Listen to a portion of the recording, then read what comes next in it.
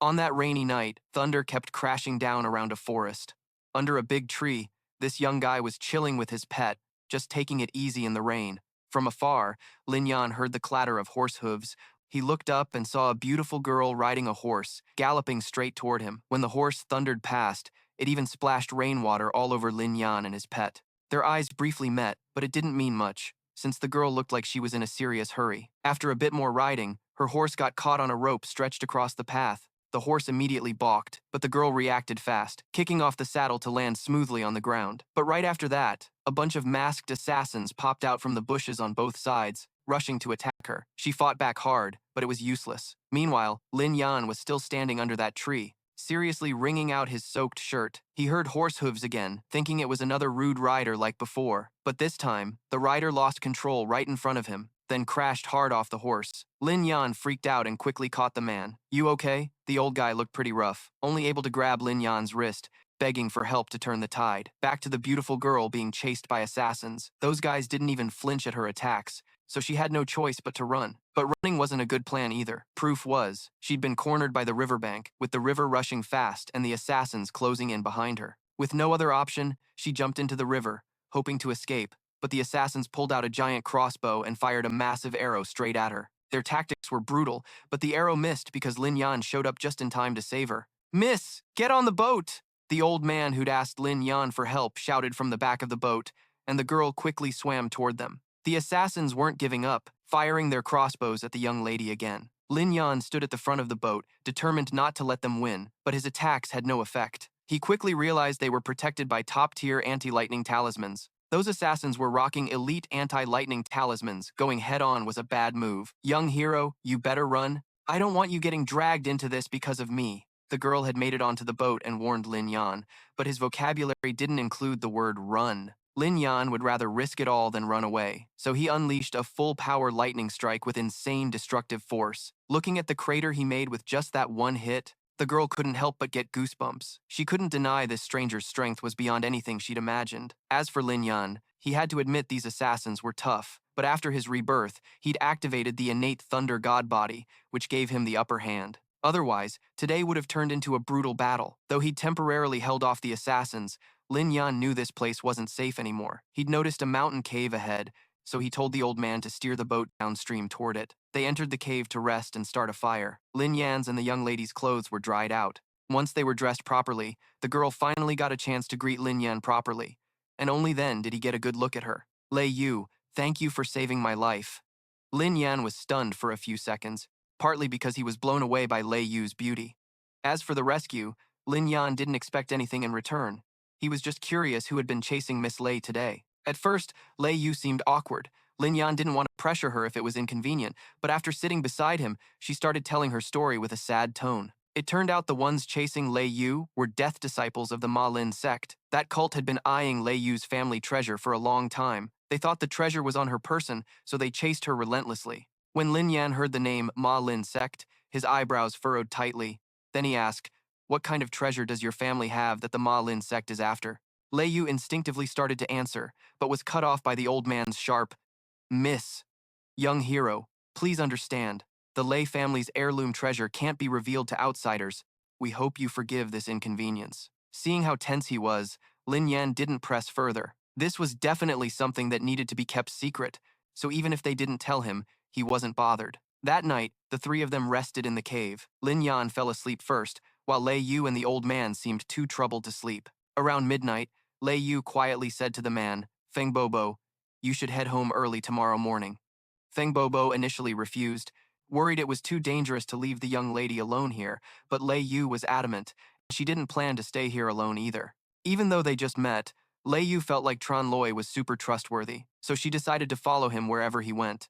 That way, she could make sure she stayed safe. The next morning, Feng Bobo obediently went back like Lei Yu told him to, while she sneaked behind Lin Yan and saw him arrive at the Xuan Tian Sect. Tran Loi was here for the third round of the selection trials, and Lei Yu had already decided to treat him as a disciple of this sect, even telling herself no wonder Lin Yan was so badass. Speaking of Xuan Tian Sect, it's a super famous orthodox martial arts school, totally different from the Ma Ling sect. Down at the training ground at the mountain's base, all the disciples for the third selection round had gathered.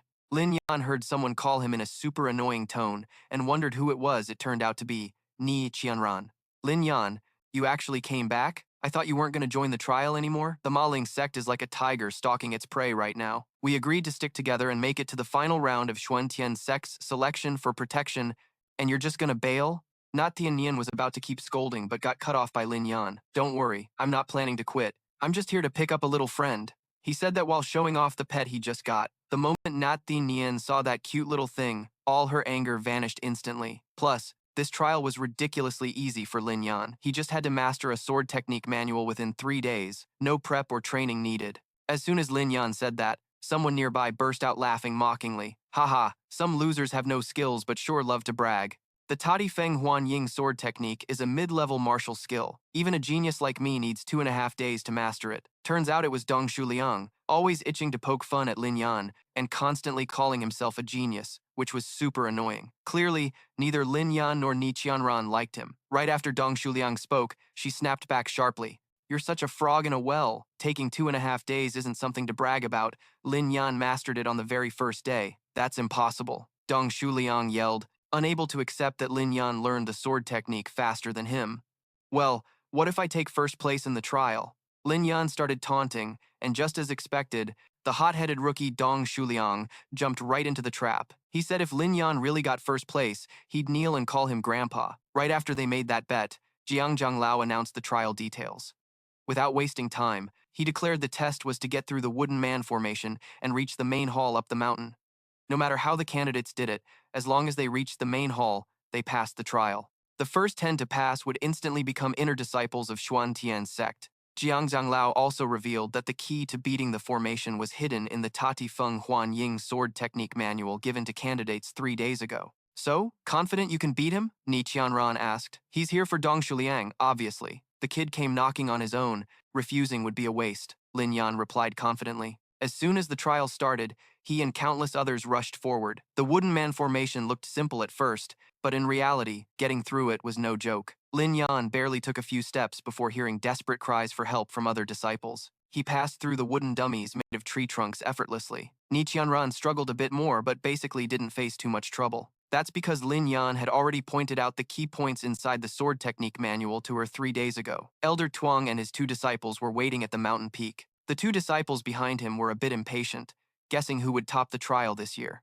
They heard Elder Dong Qinglin's grandson, Dong Shuliang, was also competing. The kid's been smart since he was little, a bit arrogant but definitely gifted. Jiang Zhanglao replied, so you think Dong Shuliang will be first? You can't jump to conclusions before the final moment. Everyone in this trial is no joke, and Xuan Tian Sect doesn't need mediocre people. Just as Jiang Zhanglao said, Dong Shuliang, born arrogant, was itching to show off. He charged into the wooden man formation without looking around, wildly swinging his sword, using brute force to crush the dummies. But while Dong Shuliang was struggling to get through, Elder Tuang and his disciples sensed someone had already passed. They quickly flew on clouds toward the main hall, and the 2 disciples looked surprised that the first to pass wasn't Dong Shuliang. In front of the 3, Lin Yan confidently took the final steps to the main hall's door and loudly announced himself, Zhenthan Duang Tran Thi. Lin Yan pays respects to Elder Tuang. Though Lin Yan was a complete unknown, Jiang Zhanglao looked at him with full satisfaction. He silently thought Lin Yan Fifam's skills would only keep improving in the future. Not long after Lin Yan successfully cleared the trial, Ni Qianran loudly followed right behind. She's Dong Shuliang, finishing in 3rd place but looking totally wiped out. Dong Shuliang barely opened his eyes and saw Lin Yan casually standing in front of Elder Jiang. His head felt like it exploded, and the fact that Ni Qianran also beat him hit him even harder. How the hell did you 2 pull that off? Dong Shuliang yelled at Elder Jiang. How could they possibly surpass a genius like me? They must have cheated. Ni Qianran crossed her arms, annoyed. We got here faster than you because you're just useless. Now you're blaming us? Elder Jiang was old but got grilled by some snot-nosed punk. Hearing Dong Shuliang call himself a genius made him furious. He shot back coldly. Are you questioning my fairness? When Elder Jiang got serious, the pressure was insane. Dong Shuliang immediately shrank back scared. He still refused to accept losing to Chen Lei and Nie Qianran. But Elder Jiang wasn't having any of his nonsense. He was polite but firm. The results are clear, so just accept it. Dong Shuliang gritted his teeth, even more pissed when Ni Qianran deliberately reminded him of their deal at the mountain foot. If Lin Yan took first place, he'd have to kneel and call him grandpa. That was his own condition, but now that he lost, he didn't want to honor it and acted like Lin Yan was bullying him. Ashamed and angry, Dong Shuliang chose to run away. Before disappearing, he left a weak threat that made Lin Yan and Ni Qianran laugh their asses off. This young master definitely won't let you off. That night, Lin Yan returned to his family. Passing the final test and officially becoming an inner disciple of the Xuan Tian Sect was a proud moment for the whole family. Now everyone outside called him and Ni Qianran the Qingyang twin heroes, making them look damn cool on the streets. But his dad still seemed worried. Later, now that you're in Xuan Tian Sect, what about the Ma Ling cult? Lin Yan gently reassured them not to worry too much. The Xuan Tian Sect always protects its disciples, and they're one of the top powers in the world. The Ma Ling cult definitely wouldn't dare touch Lin Yan or Ni Qianran now. Plus, his family and the Ni family in Qingyang town would be a bit safer. Then, Lin Yan pulled out a few cultivation manuals and handed them to his parents, telling them to practice on their own so they could protect themselves if things got dangerous. No way, these are high-level manuals. If we get these, what will you use? His dad asked anxiously. I recently had some lucky breaks. I'm not lacking anything. Just focus on your training, Lin Yan replied, scratching his cheek reluctantly. After all, he couldn't tell them he'd been reborn, and in his past life, he was the Thunder Emperor. These high-level manuals were just basic stuff to him now. Watching his family happily gathered, Lin Yan felt both joy and a burning determination. He was set. This life, he wouldn't let his parents or little sister suffer any harm again. Remembering how in his past life he helplessly watched them fall because of the Ma Ling cult, he vowed it would never happen again. Leaving the inn where his family stayed, Lin Yan and Ni Qianran headed back to Xuan Tian Sect. On the way, she kept chatting about the test results. I thought getting into Xuan Tian Sect would be crazy hard, but this little lady passed easily, thanks to your sword guidance too. Ni Qianran was all smiles, but Chen Lei suddenly felt a chill run down his neck. Instinctively, he turned his head left and narrowly dodged a deadly trap. Who's there? Lin Yan shouted, spinning around. Ni Qianran hadn't even noticed they'd just been targeted by a poison dart assassin. The culprits quickly showed up. Besides the bitter loser Dong Shuliang from this morning, there was also Chen Zhaojun. Looks like Dong Shuliang was dead set on taking them down and had brought reinforcements. Chen Lei, you keep ruining my plans. Today, I'm taking your life. Chen Zhaojun shouted a warning. No one knew how Dong Shuliang hooked up with this guy, but Lin Yan reminded them that his dad was the head of the Chen family. Chen Zhaojun's conspiracy with the Ma Ling cult to overthrow the family head was treason, so getting kicked out of the Chen family was well-deserved. And you, Dong Shuliang, when are you going to call me Grandpa? Lin Yan added, stoking the fury of both Dong Shuliang and Chen Zhaojun at once. All their assassins charged forward, determined to kill Lin Yan tonight, but he's the main character, glowing with power. There's no way some small-time punks could take him down so easily. In just one move, Lin Yan blasted all those useless assassins away. Seeing his lackeys fail, Chen Zhaojun had to step up himself, but Dong Shuliang seriously backed the old man. However, the moment the two of them thought they had landed a hit on Lin Yan, he vanished. Then a bunch of other Lin Yans appeared, making them completely dizzy.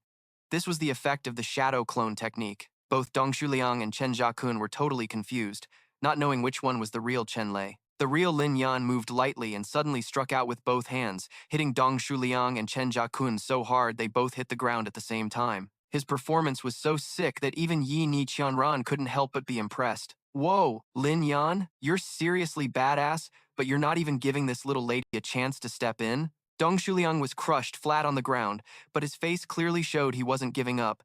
Clenching his fists tight, he kept grinding his teeth, asking how Lin Yan could be so strong. Lin Yan didn't hold back and just kicked him straight up. Dong Shuliang spat out a mouthful of blood, struggling and humiliated like a dog caught in a bad situation. So? You impressed now, punk? Lin Yan asked. I'm impressed already, he quickly replied. Good, then stick to the bet from this afternoon.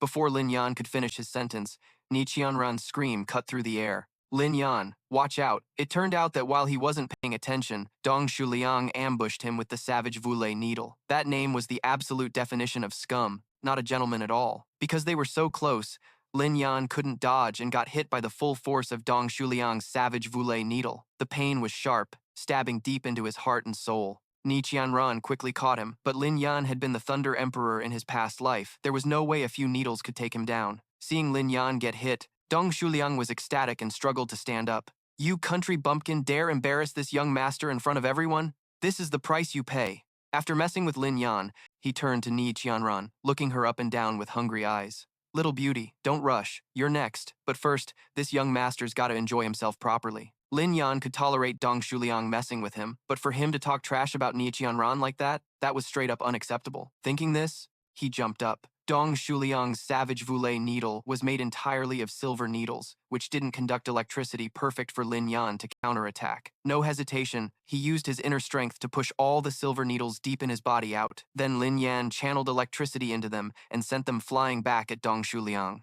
The bastard was already badly injured and had no way to dodge. All the silver needles pierced him, with many hitting the parts that kept his manhood intact. Man, can't let my girl see this. Lin Yan covered Ni Qianran's eyes, then started electrocuting Dong Shuliang until he was barely holding on. But before he could torture him enough, someone else stepped in. Who dares harm my grandson? From above, an old man appeared, Elder Dong of the Xuan Tian Sect, also Dong Shuliang's grandpa. Seeing his grandson beaten like that, the old man rushed in without caring about right or wrong, ready to make Lin Yan and Ni Qianran pay. His urgency actually made her laugh. Damn, so you beat the little dog and now the big dog's running over? Ni Qianran's mouth was ruthless, no respect for anyone, but Lin Yan knew this old Dong Qinglin wasn't someone to mess with, so he boldly stopped Ni Qianran and clearly stated, "This is on me. Whoever did it takes responsibility. Ni Qianran has nothing to do with it. Also, Elder Dong, this started because your grandson attacked us first." Dong Qinglin clearly didn't want to argue anymore, he just wanted revenge for his grandson. Holding Dong Shuliang tightly, he still radiated immense power. Lin Yan used all his strength to defend, but couldn't match the Xuan Tian Sect elder in a straight fight, eventually getting blasted backward, coughing up a mouthful of blood. Dong Qinglin wanted to keep going, even kill Lin Yan. But at the critical moment, Zhang Zonglao appeared, blocking his path. Hold on, even if a disciple messes up, just scolding is enough. You're the Windmaster of Xuanwu Peak, yet you're so cruel to a junior? This little bastard hurt my grandson. I'll kill him no matter what. Dong Qinglin gritted his teeth. By then, Ni Qianran had helped Lin Yan up. Though badly injured and struggling to breathe, he still wanted to explain what happened. He said Dong Shuliang held a grudge because he was unhappy with the morning's test results, so he came after him at midnight. Lin Yan was just defending himself. His statement was completely honest. But of course, Dong Qinglin refused to believe it. If Dong Shuliang hadn't trembled inside and begged to be taken back for treatment first, the elder might have kept going. Before leaving, he warned Lin Yan, my grandson's body is more important. I'll let this slide for now, but if you dare defy Xuanwu Peak again, there won't be any good ending for you." After saying that, Dong Qinglin kicked up the wind and sped off, leaving only Lin Yan and Elder Jiang behind. But he just said, "You're still young, and you don't know when to advance or retreat. You're likely to die young. From now on, handle things on your own." Ni Qianran was super pissed because today's mess was obviously started by Dong Shuliang, but Elder Jiang acted like Lin Yan was the one causing trouble. Thought Elder Jiang just said that one line and left. Watching his back, Ni Qianran was still fuming.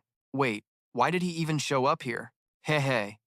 Lin Yan pulled out a token from his chest and replied, "When Dong Shuliang showed up earlier, I used the disciple token to send out a distress signal. Elder Jiang had been here for a while but didn't want to offend the Xuanwu sect, so he stayed hidden. Looks like their influence in the Xuan Tian sect is huge." Today, Lin Yan pissed off both the Dong family and the Xuanwu sect in Xuan Tian sect, but even so, it didn't matter. He'd lived a whole life before, even became the Thunder Emperor after beating tons of people. Now reborn, Chen Lei wasn't afraid of anyone. Meanwhile, in the Xuantian Grand Hall, a secret meeting was happening between Sect Master Xuantian Zi and Miss Lei Yu. The reason? She wanted to become a disciple of the Xuantian sect, which made Xuantian Zi super curious. "Your clan has all kinds of treasures and martial arts, so why the sudden urge to join my sect? Also, will your father agree? I have my own plans, but I'll leave it to the sect master to decide." Lei Yu stood firm and replied. Seeing her stubbornness, Xuantian Zi sighed and agreed. He allowed Lei Yu to join as an inner disciple without passing the usual tests. That made dealing with Elder Lei much easier. Lei Yu seemed really happy to have achieved her goal of being close to Lin Yan. She smiled brightly and respectfully clasped her hands to thank the sect master of Xuantian Sect. At that moment, all the elders sitting silently in the hall felt the tension thick in the air. At the same time, the sect master read the report in his hand and asked, "Elder Jiang, were there any good seeds in this trial?" Elder Jiang respectfully bowed his head and replied, "Sect master, there's a disciple named Lin Yan."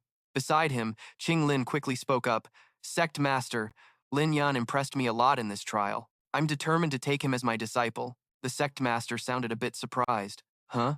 At that moment, Lin Yan and the others stepped forward together. bowing to the sect master and the elders. Elder Jiang then introduced, all the disciples who passed this time are here, except Dong Shuliang, who's injured and resting in bed. Qing Lin glanced at Lin Yan with pure bitterness. That brat. Hurt my nephew. I want you to suffer worse than death. Lin Yan caught the bullet-like glare but wasn't scared. He looked back at the hall attentively. The sect master looked down and loudly asked, who is Lin Yan? Lin Yan stepped forward respectfully, bowed his head, and said, Qingyang Lin Yan, greetings, sect master. The sect master said again, you'll join the Xuanwu sect under Elder Dong. Surprised, Lin Yan asked, sect master, why is that? Elder Jiang quickly explained, Xuanwu sect leads all the factions. The position of the Xuanwu sect leader is second only to the sect master. He values you, that's your destiny. Lin Yan was shocked and replied, destiny can also kill people. Pausing, Lin Yan loudly declared in front of everyone, I heard before that a genius disciple was fought over by the factions and could choose freely. If they could choose, then so can I. In this trial, I took first place. Now, hearing my bold words, Elders Wu and Yun exchanged glances. Then Elder Wu happily stood up. If he's first in the trial, then so am I. But Qing Lin shouted fiercely, who dares compete with me? Elder Wu quickly sat down, looking dejected. Elder Yun comforted him. Forget it. In Xuan Tian Sect, your clan holds power. Why bother offending him? Qing Lin scowled and coldly said, it's a pity that among all the elders here, I'm the only one who still respects you. Ni Qianran worriedly asked, what now? With him acting like that, the other elders won't dare take you as a disciple, but if you join his sect, Lin Yan casually cut in. Relax. Qing Lin immediately threw a token to him. Of course, if you don't behave, you can get the hell out of Xuan Tian Sect right away. Lin Yan said nothing and didn't even bother to catch it. The golden token just dropped to the floor. Elder Jiang then looked at the sect master and said, Sect master, take a look at this. The sect master smiled calmly. Young and reckless, a little clash is no big deal. Lin Yan slowly picked up the token and smiled. I've overcome 100,000 hardships to get here. If I give up now, wouldn't all my rivals have wasted their efforts? Qing Lin was momentarily speechless. Lin Yan quickly bowed respectfully before him. Disciple Lin Yan pays respects, Grandmaster. But no one saw the calculating look and smile in Lin Yan's eyes at that moment. Scene change. White clouds drifted across the high sky. Ni Qianran looked down on that old Elder Dong, taking Lin Yan as a disciple, clearly just to get revenge. Lin Yan then replied right after, bowing respectfully. Disciple Lin Yan pays respects to the Grandmaster. But no one saw the calculating gleam in Lin Yan's eyes or that sly smile. Scene shifts as white clouds drift, blanketing the high sky. Ni Qianran looked down on that old elder who accepted his brother into the sect clearly to get revenge. Lin Yan quickly responded right after, this time heading to the Xuan Tian Sect is for the family's safety. I can't just quit at the first sign of trouble. He stared intently into the distance and said, if you want revenge on me, let's see if you've got the guts. Right then, Lin Yan sensed a strange aura and immediately glanced behind him. Lei Yu appeared slowly. Lin Yan, long time no see.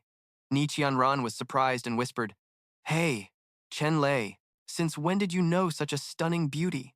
Lin Yan then walked over and asked her, why are you here?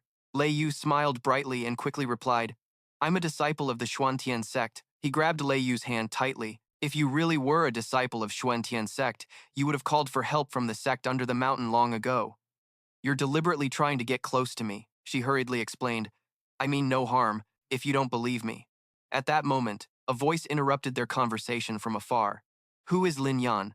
It was none other than Xuan Wufeng, Xuan Mo. He looked at Lin Yan with contempt and then said, the disciple recruitment ritual is over. You are now my disciple of Xuan Wufeng. Hurry up and follow me. Immediately, Lin Yan left with Xuan Mo. Ni Qianran watched fearfully, calling after him. Lin Yan. Ni Qianran was full of worry. She called out with a warning, be careful. Lin Yan turned back, looked at Ni Qianran, then smiled gently and said, I got it. The two quickly reached a towering mountain peak. The place looked dark and mysterious. Xuan Mo looked ahead and sneered. Junior brother, after you. Seeing Lin Yan silent, he mocked. What's wrong, junior brother? Scared? If you don't have the guts to go up, just beg me. I can help you. But Lin Yan calmly stepped onto the hanging chain and walked steadily, showing that Xuan Wufeng's intimidation was nothing special. His feet moved confidently on the precarious chain. Xuan Mo was shocked and yelled, no way, how did you do that? Lin Yan casually teased back, senior brother, I'm going ahead. Finally, he made it to the other side. The wind howled fiercely up high as Lin Yan landed, his face serious and focused. At last, Lin Yan set foot where he needed to conquer. Xuan Mo couldn't believe it. Lin Yan looked around and then clicked his tongue. The weeds are already waist high. No one's passed this way in years. These Xuan Wufeng guys really have no shame. He looked up at the sky and shouted, Elder Dong, your disciple has arrived at Xuan Wufeng. What other pathetic tricks do you have left to make things difficult?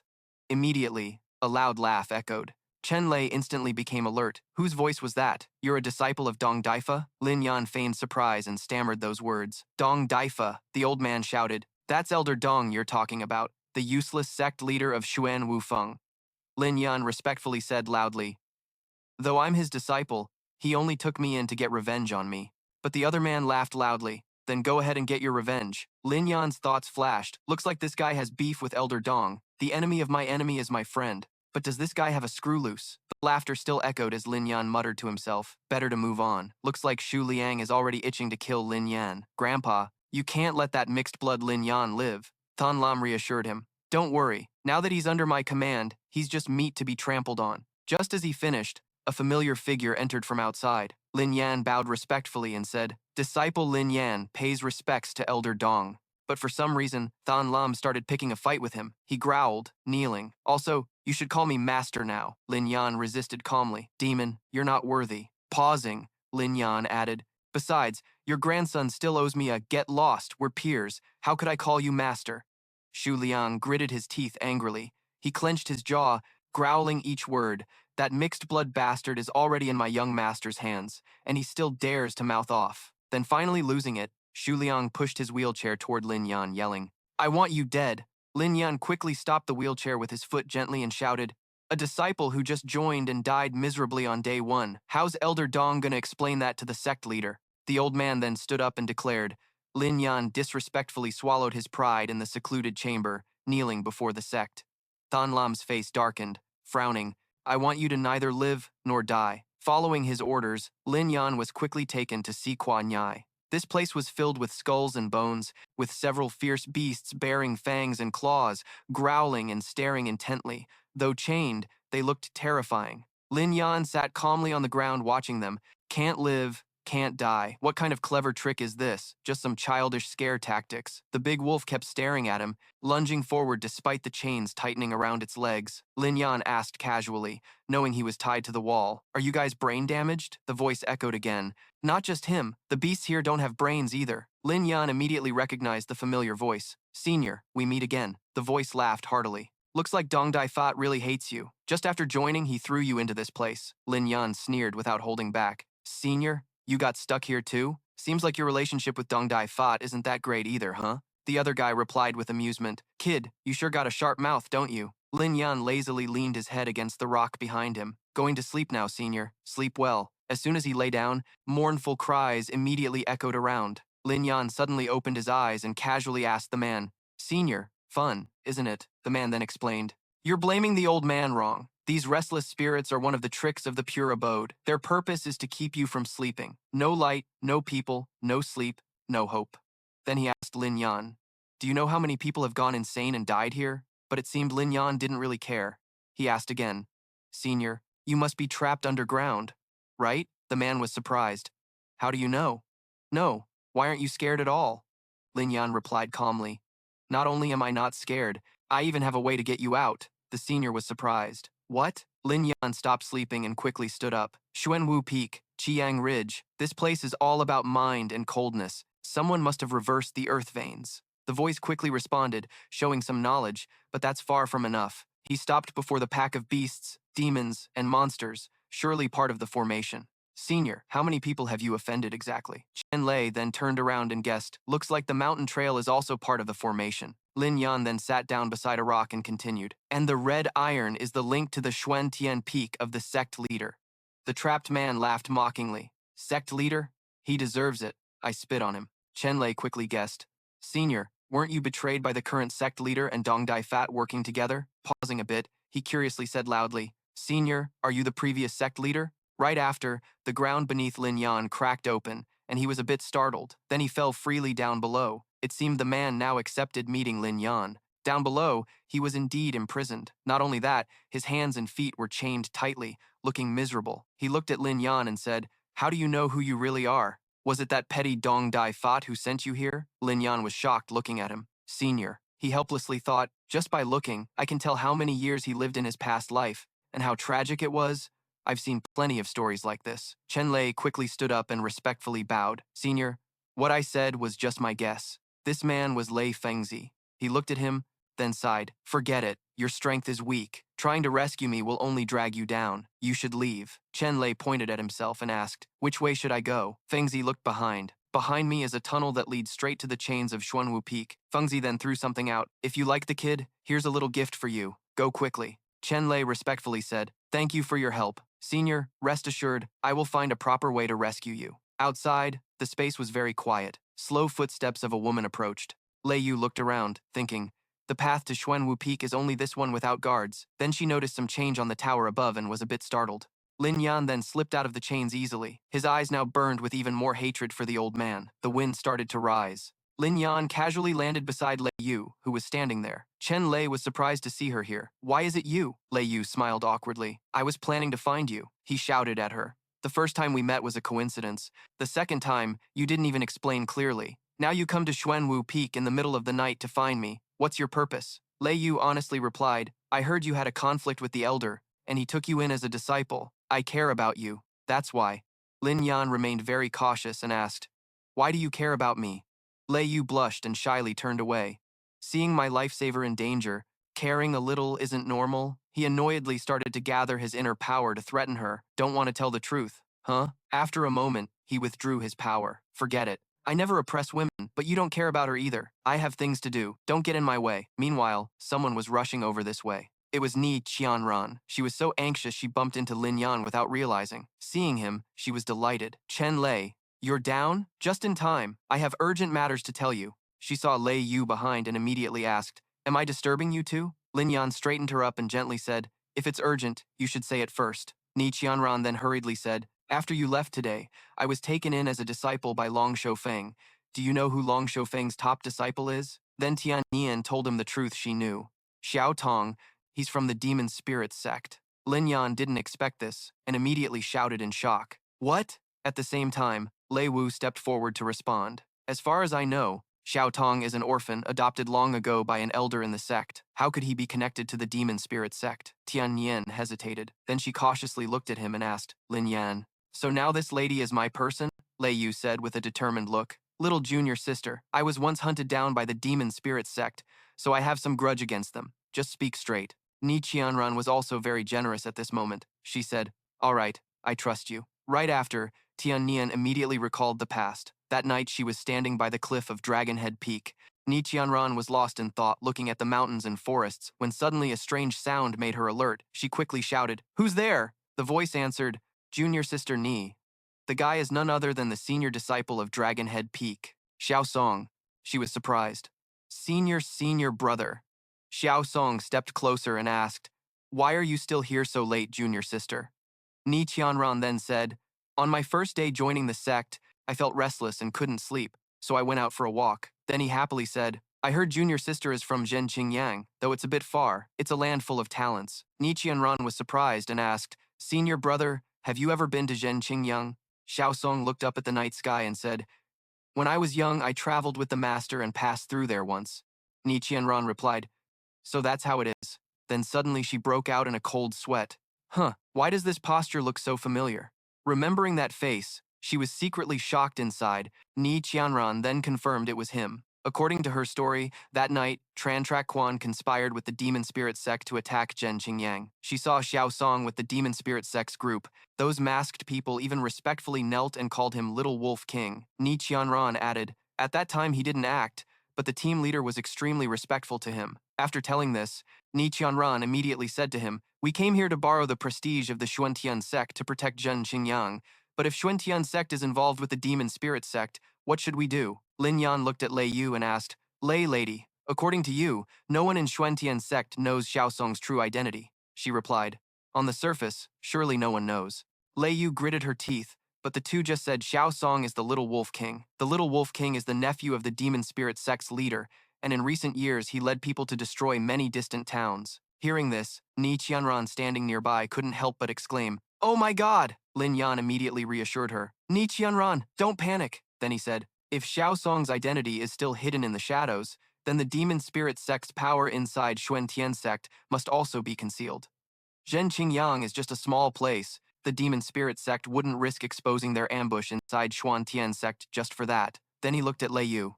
Lei lady, please don't spread what you heard today outside. To avoid stirring up trouble, she immediately agreed. All right. After finishing, he grabbed Tian Yan's hand and left. Then, we'll go first. She was surprised. And just like that, the two quickly distanced themselves from Lei Yu. After they went far, Tran Loi stopped. He explained to her, that girl just now is still an enemy we don't know well. Why did you say everything so boldly? Tian Yan hesitated. I thought you two were like that. Speaking of which, her face flushed slightly. So it's not true? That's good then. Lin Yan was surprised, then asked, why are you so happy? Ni Qianran hugged her warm cheeks. What does it have to do with you? Right. I heard you were locked in the quiet abode by the elder, so why did you come down the mountain at midnight? He calmly replied, I escaped. Tian Yan was startled. What? You're saying you escaped? For now, I can't let others see you, got it? Tian Yan immediately whispered. I just joined and don't know much about Xuan Tian Sect, so why don't you come hide with me for a few days? Pausing a bit, then pouted, but don't bully me, all right? Then Ni Qianran led him to a place while saying, to get to Dragonhead Peak, I only know this path. Ni Qianran clarified a bit. Also, I heard now to get to Xuantian's 9 peaks, you have to go through the teleportation formation. Actually, the iron chain has been abandoned for a long time, he said. Looks like I'm really screwed at Xuan Wu Peak. Then she happily took out a yellow token. This must be my token to enter. Let's try it first. Right after, the teleportation formation suddenly spun and reacted toward Tran Loi. Seeing him sucked in, Tian Yin was a bit shocked. Damn, he doesn't have a token. The teleportation formation will warn him. Finally, both were quickly transported by the formation. As they shifted to another place, Ni Qianran couldn't help but worry. Lin Yan, where exactly did you get teleported to? But he quickly appeared and startled her. Waiting for me? Seeing Ni Qianran about to shout, he immediately covered her mouth and whispered, shh, I have something important to tell you. Lin Yan then said, there was a rumor before that the demon spirit sect was nurtured by the heterodox tribe, and that might be true. He frowned and added, moreover, even the Xuan Tian sect's leader relies on the heterodox tribe. He plans to sacrifice new disciples like us to the devil blood formation. Hearing this, Ni Qianran was stunned, her eyes wide open, then frozen by his words. Tian Yin worriedly pulled Lin Yan's hand and asked, Lin Yan, where exactly were you teleported just now? How is it connected to the heterodox tribe? Tian Yin anxiously pressed for answers.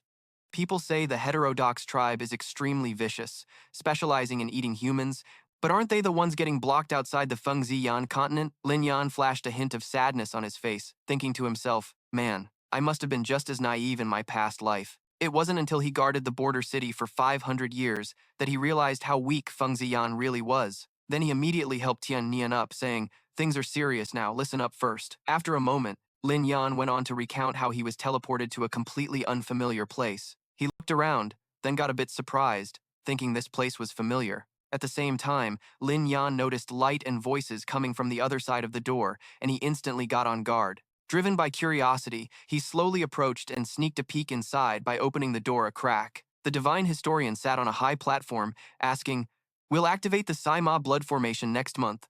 Are the sacrifices ready?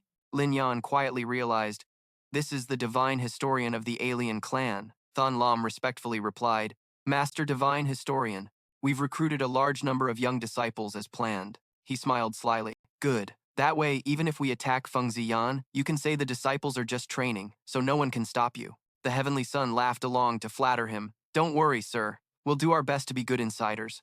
Lin Yan stood outside, clenching his fists in rage, silently cursing, damn it, these Xuan Tian Sect bastards dare sell themselves to the aliens. Last life, Fengziyan was occupied. The continent drowned in misery, it was all because of them. At that moment, the divine historian finally sensed Lin Yan's presence. He immediately slammed a palm against the door. Who's out there? His power shattered the wall, causing a huge explosion. But outside, there was no one. Looks like Lin Yan had already slipped away before he was discovered. Meanwhile, Lin Yan once again headed to Feng Zi's place. As soon as he arrived, the old man's eyes lit up with joy. Oh, back after all this time. Seen everything you needed to see, huh? Tran Loi immediately asked. Did you purposely let me go? Then hand me the token to spy on the sect leader's collusion with the aliens? Why'd you do that? Feng Zi then stepped closer to him. Because I value you. I thought you'd rush straight to the teleportation formation, but instead, you babbled about girl drama for half a day. Tran Loi bluntly told him if he wanted to expose the sect leader, he should just say it straight up, no need to go through all this hassle. But Feng Zi had his reasons. He said, hearing is believing, but seeing is truth. He painfully recounted how the war between aliens and humans had dragged on for over 10,000 years, and Feng Ziyan was becoming increasingly unstable. Of course, some traitors were always looking for their own gain.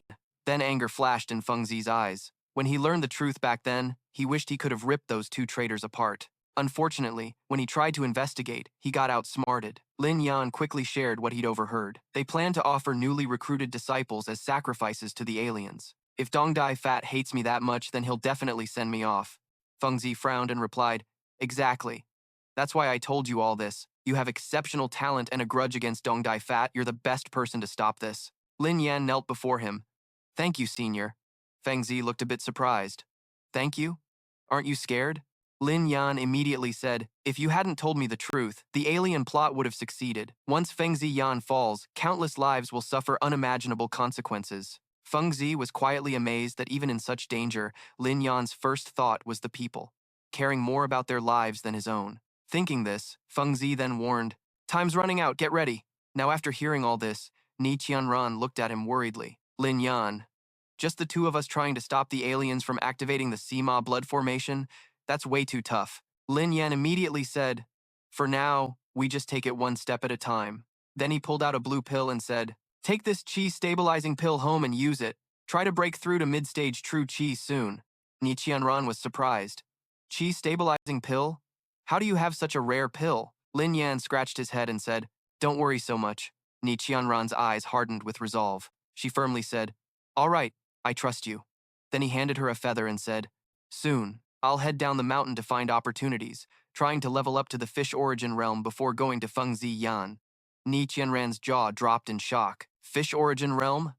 Lin Yan, you're not even 15 yet and you want to level up to fish origin realm? Are you chasing something? But despite her worry, he confidently said, nothing's impossible for me, Lin Yan. I'm about to shift realms right here below Xuan Tian Sect on Thanduan Mountain. Lin Yan was in a shop saying, shopkeeper, I want to rent a room for alchemy practice for 3 days and order another batch of herbs. Kok Sin smiled happily. Sure, sir. The deposit is 500 lower-grade spirit stones. When it came time to pay, Lin Yan was embarrassed inside. Damn, my money got taken when I was imprisoned. Just then, a voice rang out. 1 medium-grade spirit stone. No need to look further. He jumped and turned to see Lei Yu smiling. Why are you here? Following me again? Lei Yu teased cheerfully. I was worried Tran wouldn't bring his money, so I came to check. So Tran, did you bring any cash? Lin Yan sighed and mocked himself. Lei Yu's just teasing you. I was worried Brother Chen might head out without any cash, so I came to check. So, Brother Chen, did you bring any money? He sighed, mocking himself. Heroes don't just breeze through the Spirit Stone trial. Scene shifts to a quiet, empty house. No one's around. Lin Yan and Lei Yu step inside, and he immediately locks the door. Then he turns to her and asks, so what's your deal, Miss Lei? Can you spill it now? Lei Yu replies, I admit I'm with the Xuan Tian Sect because of Brother Chen, but I swear I mean no harm. Lei Yu frowns, staring straight at him. Then I'll be blunt. Brother Chen is the Thunder Court Saint Body? Lin Yan answers coolly, the Thunder Court Saint Body? Isn't that the technique recorded in the Thunder Emperor scripture? Lei Yu tenses up, then quickly asks, so Brother Chen really knows about the Thunder Emperor scripture? Yang Zhu chimes in, legend says the Thunder Emperor scripture is a god-level cultivation method left by the ancient Thunder Emperor, and the Thunder Court Saint Body is the prerequisite to mastering it. Lei Yu honestly confesses to you, I'm also a Thunder Court Saint Body, but since the Thunder Emperor scripture has been lost for ages, I have the physique but can't harness its power, he replies. So that's why you've been trailing me all this time? Lin Yan thinks to himself now. In his past life, he stumbled upon half of the Thunder Emperor scripture, which activated his Thunder Court Saint Body. Too bad he only found the first half, and in the end, his reincarnation failed, losing everything. Then he says, Miss Lei Yu, our relationship isn't close enough to be hashing out stuff like this. Lei Yu quickly responds, I get it. I'll prove my sincerity to you. She then hands him a pouch. Thanks, Brother Chen, for clearing up my doubts.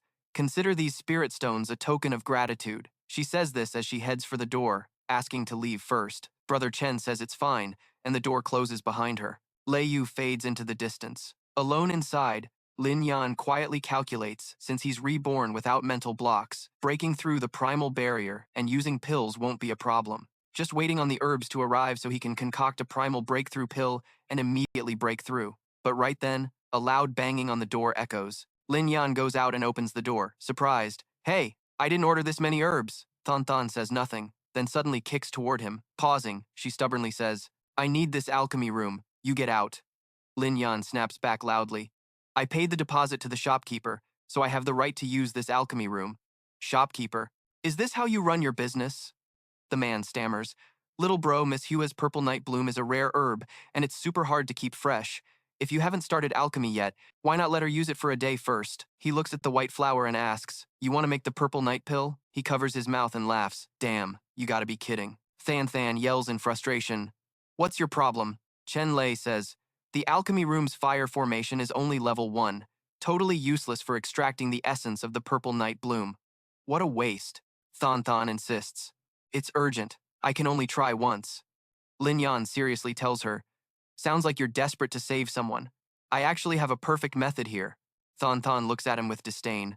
You really think you can make the purple night pill? Lin Yan keeps talking nonsense coolly. The alchemy room's conditions are like this. Believe me or not, want to save someone or not? It's up to you. Than is momentarily speechless. Fine, you finally agree. Okay, if you can help me extract the essence of the purple night bloom, you set the terms, but if you fail, you owe me your life. Lin Yan steps aside with a smirk and politely says, Miss, please come in. But as she enters, Lin Yan blocks her followers. They leave the materials and go off, looking uneasy. Miss Thon turns back, then coldly orders her people. Lin Yan closes the door tight once inside. Get ready, I'll be right here to help. Thon still isn't convinced, and asks again, you sure there's no problem? He doesn't answer, heading straight to the alchemy furnace. Chen Lei thinks to himself, in his past life, a top alchemist begged me to use my lightning power to refine the purple night bloom. Believe it or not, Than sees he's silent, quickly carries the herbs, and puts them into the big furnace. Lin Yan immediately shuts the furnace after she's done. The fire blazes up, and the small house heats up more and more. Thon uses her internal energy to control the flame's size, fully focused the whole time. Lin Yan watches closely, silently judging her skill. Though this girl's a bit headstrong, her skill's not bad. After a while, Thon opens the furnace lid and loudly signals, now. Following her cue, Lin Yan stands ready. At that moment, as Lin Yan adjusts the temperature, a burst of light explodes. The once fresh flower is now burnt black like a lump of coal, nothing more. Thon sweats, glaring, then asks, what the hell are you doing? She can't hold back her anger and rushes over. I worked hard to get that purple night bloom. I'll kill you. Lin Yan is startled and says, hey, you don't want the pill anymore? Then he points at the flower and says, don't freak out, look at what that is. Than was totally stunned, but she immediately recognized it as the essence of Turda from Hoa County. Damn, with that purity, even a level 7 fire array might not be able to refine it. Lin Yan put on a pitiful look and asked, so? Do you believe me now? Seeing that pill come out, Than couldn't help but shout, top tier 2 county pill. But Lin Yan still wasn't satisfied, just top tier? Looks like your technique's off. Essence from Hoa County with this purity should logically produce an exceptional pill. Putting that pill into a box, Thon said. Spill it. What do you want? As long as I can do it, I'll agree. Lin Yan hesitated, then spoke straight up. First, I need a large supply of pills for the next few days because I'm heading to Fong Tu Yen border. She was a woman of her word, so she immediately agreed. No problem. Lin Yan added, then I'll also need some support pills to help break through the late-stage realm, so I hope you can provide some rare ingredients. Than handed over a token and then told him, I'm giving you the Dan God Alliance token. Whatever you want, just go to the branch and get it. Anything else? Lin Yan didn't expect Thon to be so accommodating and felt a bit awkward. Miss, aren't you being a little too generous? She laughed and replied, you helped me big time. It's only right to repay you a bit extra. Then Thon immediately sat down on a small bed nearby and looked at him, saying, aren't you the one who wants to refine pills? Finish that first, then we'll talk. Lin Yan was surprised. Aren't you in a hurry to save someone? Thon wiped sweat, looking a bit tired. I pushed too hard refining just now. I'm drained. I'll rest a bit before going. Besides, with your miraculous refining skills, I'm curious about your technique. Lin Yan didn't hold back either. He said, all right, if you want to watch, I'm starting now. Lin Yan leaned in close, satisfied this fire setup wasn't bad. Then he looked at Thon and said, help me grab the refining materials over here. She got pissed. Then she shivered from the cold and pushed back immediately. You think I'm your servant or what? Lin Yan didn't argue, just gave her a confused look that made Than Than sweat nervously. In the end, she gave in, turning her face away and stammering, "Fine, I'll get it for you, all right?" Lin Yan casually reached out to take the stuff. "Okay, help me get some stuff. Consider yourself lucky," Than Than retorted. "Don't you have any shame?" Then Lin Yan dumped everything into the furnace. "All right, let's start refining." Than Than was shocked and annoyed. "Why are you so reckless?" But he didn't care. "This is how I refine. Got a problem with that?" Than Than bluntly replied. "Your actions waste materials and insult the art of pill refining." Now it was Lin Yan's turn to be shocked. Then Trun Loi gathered his inner power and said to Than Than, "Watch closely." A beam of light slowly radiated from Lin Yan's hand. He frowned and focused on the refining furnace. Following Lin Yan's energy flow, the power shot straight into the big furnace. Right after, Lin Yan condensed a blue pill in his hand. Than Than was left wide-eyed in amazement. She said, "Breakthrough pill? How can such a careless method produce a real pill?" She thought to herself, "I'm Hua Than Than, daughter of the Dan God Alliance leader. Every pill refiner I've known since childhood has seen this, but I never expected a master to come from the streets." Then Than Than changed her attitude. "Mr. Trun, I was rude today. If you ever need help, just contact the Dan God Alliance branch. I'll take my leave now. You're free to go. See you next time." After receiving the pill, Than Than quickly left and shut the door tight. Lin Yan was finally alone, sighed, "Phew, now I can finally use pills to break through." Immediately, he sat on the small bed and began gathering inner power. A big Bagua compass appeared below. Then Lin Yan popped the pill he just refined into his mouth and swallowed. While absorbing it, he thought, "I'm at the peak of the true Qi realm, just one step from the Nunuing realm. Perfect timing to use this pill." Below his dantian, he had already condensed a purple energy orb. His eyes showed determination. Lin Yan opened his eyes, swung both hands wide, and unleashed a massive energy wave. Scene shifts to night. The wind howled eerily across the sky. Lin Yan arrived at Fong Tu's place and said, "Senior summoned me urgently. Could it be because Dong Dai Fat took action?" Fong Tu was surprised. Lin Yan caught on quickly. "Oh, right. Someone will be coming to the quiet abode looking for you soon." He turned to Lin Yan and asked, "You've broken through to Nu Nguyen realm? How? How old are you?" Trun Loi quickly replied, "I'll be 15 next month." Fong Tu couldn't hide his satisfaction. He was pleased. Nu Nguyen realm before 15? Great. You're even more outstanding than I imagined. Looks like our plan might need some adjustments. Then he raised the hand that had been chopped by Zixing and waved it.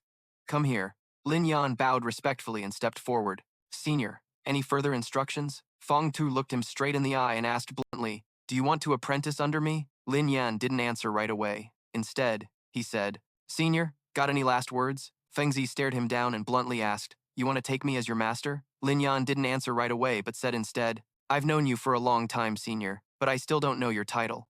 He said coldly to him, "I've long forgotten my own name, but people call me Thunderstorm Master." Hearing that surname, Chen Lei was momentarily startled, thinking to himself, Thunderstorm Master honestly told him, "Back then I happened to get half of an ancient martial art called Thunder Emperor Scripture, mastering the art of thunder control." Lin Yan silently told himself, "Thunder Emperor Scripture? No way. In my past life, I also relied on this ancient technique to become the Supreme Thunder Emperor." Then he asked directly, "Which part of the Thunder Emperor Scripture did you get, Senior? You didn't hide the latter half, right?" He added, "This martial art was already extremely difficult, and after the first half was lost, the latter half became even harder to cultivate. If not for that, how could I have been tricked by those two bastards?" Chen Lei thought to himself, "Back then it was because I didn't have the second half that I failed the tribulation. Reincarnated, if I could cultivate the entire Thunder Emperor Scripture." Then Master asked him, "So, do you want to apprentice under me? Try learning the Thunder Emperor Scripture." Lin Yan immediately knelt down. "Master above, please accept my bow." Thunderstorm Master was very pleased. "Good," he reminded him. "Soon, Tong Daifa will send you to the borderlands. Make sure to seize the time to comprehend the Thunder Emperor Scripture." Lin Yan quickly took the secret manual. "Master, I have a way to help you escape from here," Thunderstorm Master said calmly. "My matters can wait until you return from the borderlands." He frowned, looking at him probing. "So, you're not confident?" But Lin Yan immediately said, "Now I'm 100 times more confident." Master then teleported back toward the Qinglin Hall, now surrounded by thick smoke and bones. Lin Yan asked in surprise, "I haven't finished my repentance yet. Why did Elder Tong call me out urgently?" The elder said, "This was the sect leader's chance for you." Lin Yan, though knowing this, still looked very surprised and let out a small, "Oh!" Qinglin then said, "The sect leader wants to send some young disciples to the front lines to train." This is a great opportunity, and since you're new, it's just right for you to go learn how to deal with the alien tribes. Chen Lei immediately objected. If it's such a good opportunity, why not send Tong Shuliang? I heard his wound has fully healed. Shuliang was unwilling, shouting, Young master, I'm not going. I've got more important things to do. Qinglin pretended to cough as a reminder. Xuan Mo, standing nearby, pointed at him. Annoyed, Master, just do what he says. Qinglin also spoke up. Xuan Mo, you're going too. He bowed respectfully. Thank you, Master. Your disciple will give it his all. Make your master proud on the frontline battlefield. Lin Yan looked at his expression with silent contempt. So eager to die, huh?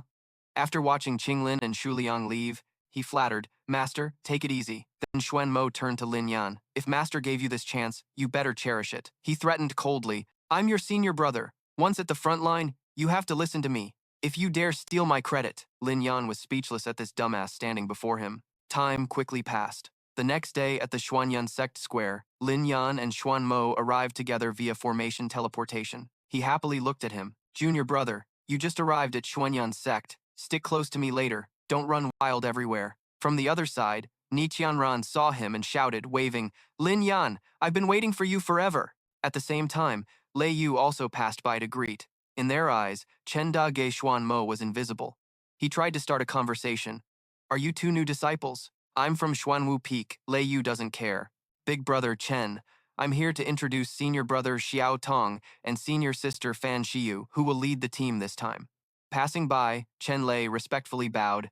Greetings, senior brother, senior sister. He thought to himself, little Lang King leading the team seems to want to ensure the plan's success, and this senior sister Fan Xiu stared intently at him. Lin Yan heard she was the head of the trial disciples, and a rebellious one who argued with the sect leader. Lin Yan stood confidently before her. It was said she was the last disciple of the previous sect leader, Thunderstorm Master. Fan Xiu then replied, That's right, he casually said. Looks like this Thunderstorm Master's eyesight isn't that great. Xiu got angry hearing that. How dare you insult my master? You? Then Lin Yan said, Sure, I earned the #1 spot, but those slanders are just because some people envy my talent and spread rumors. He continued, I heard senior sister is straightforward and naive. That kind of personality is easy to be fooled by bad people. Fan Shiyu was momentarily speechless. Ni Qianran hurriedly pulled his arm and whispered, Wrong call. That's senior sister. Lin Yan was surprised. Really?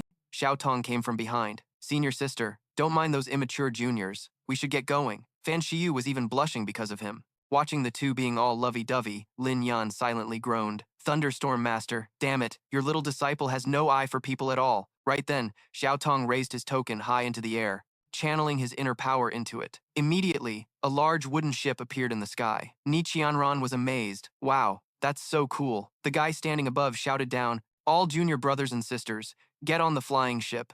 After a while, everyone was aboard, and the ship began to unfurl its sails and take off.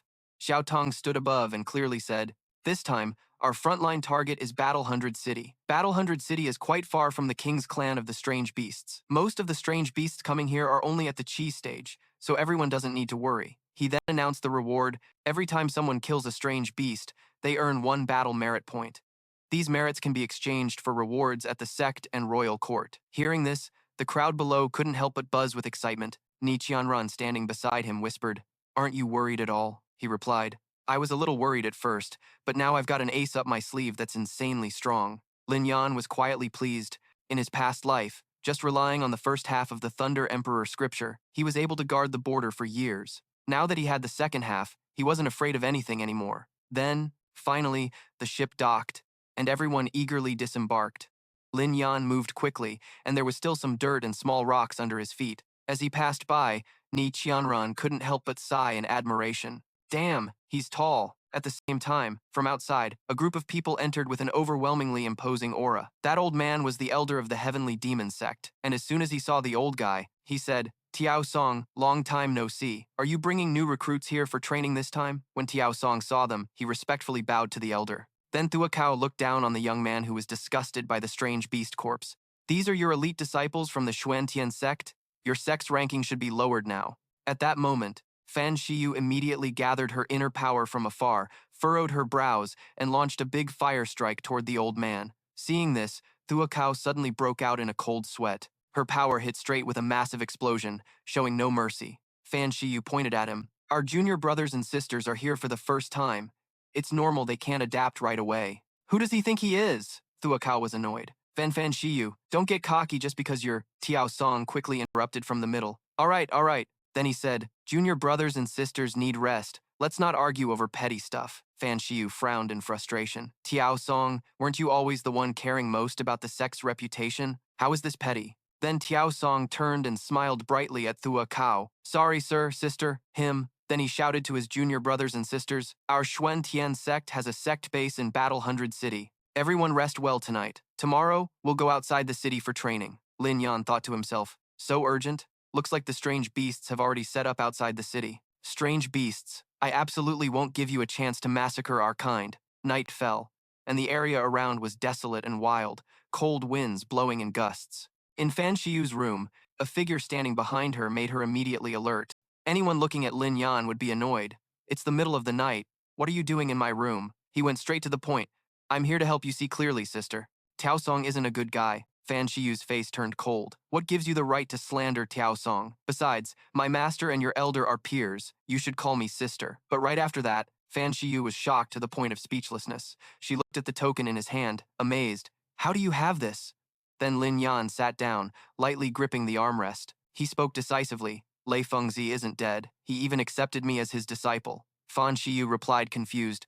What nonsense are you talking about? Then she stepped closer and blurted out, that's impossible. The sect leader and fellow elders are all upright and honorable. Lin Yan immediately countered, why would I lie to you? He's imprisoned at the bottom of the Xuanwu Peak by the combined power of the sect leader and elders. After finishing, he sighed softly, then spoke slowly but firmly. I told you your judgment is off, sister. At this moment, Lin Yan stretched his hand forward, and a blue energy suddenly flashed, spreading into soft beams like flowing water. He thought to himself, luckily in my past life I learned some water mirror techniques. Instantly, a circle of blue light appeared in the empty space of the room like a water mirror. Inside it, a blazing red image appeared, showing a figure bound tightly by many shining chains. Below was a magic circle. Fan Shiyu stood beside it, eyes wide, voice full of shock. That's master. Then inside the water mirror appeared the image of Tiao Song kneeling in submission. Next to the strange beast's god, Lin Yan spoke in a low but firm voice, as if tearing apart all doubts. Sister, hearing isn't believing.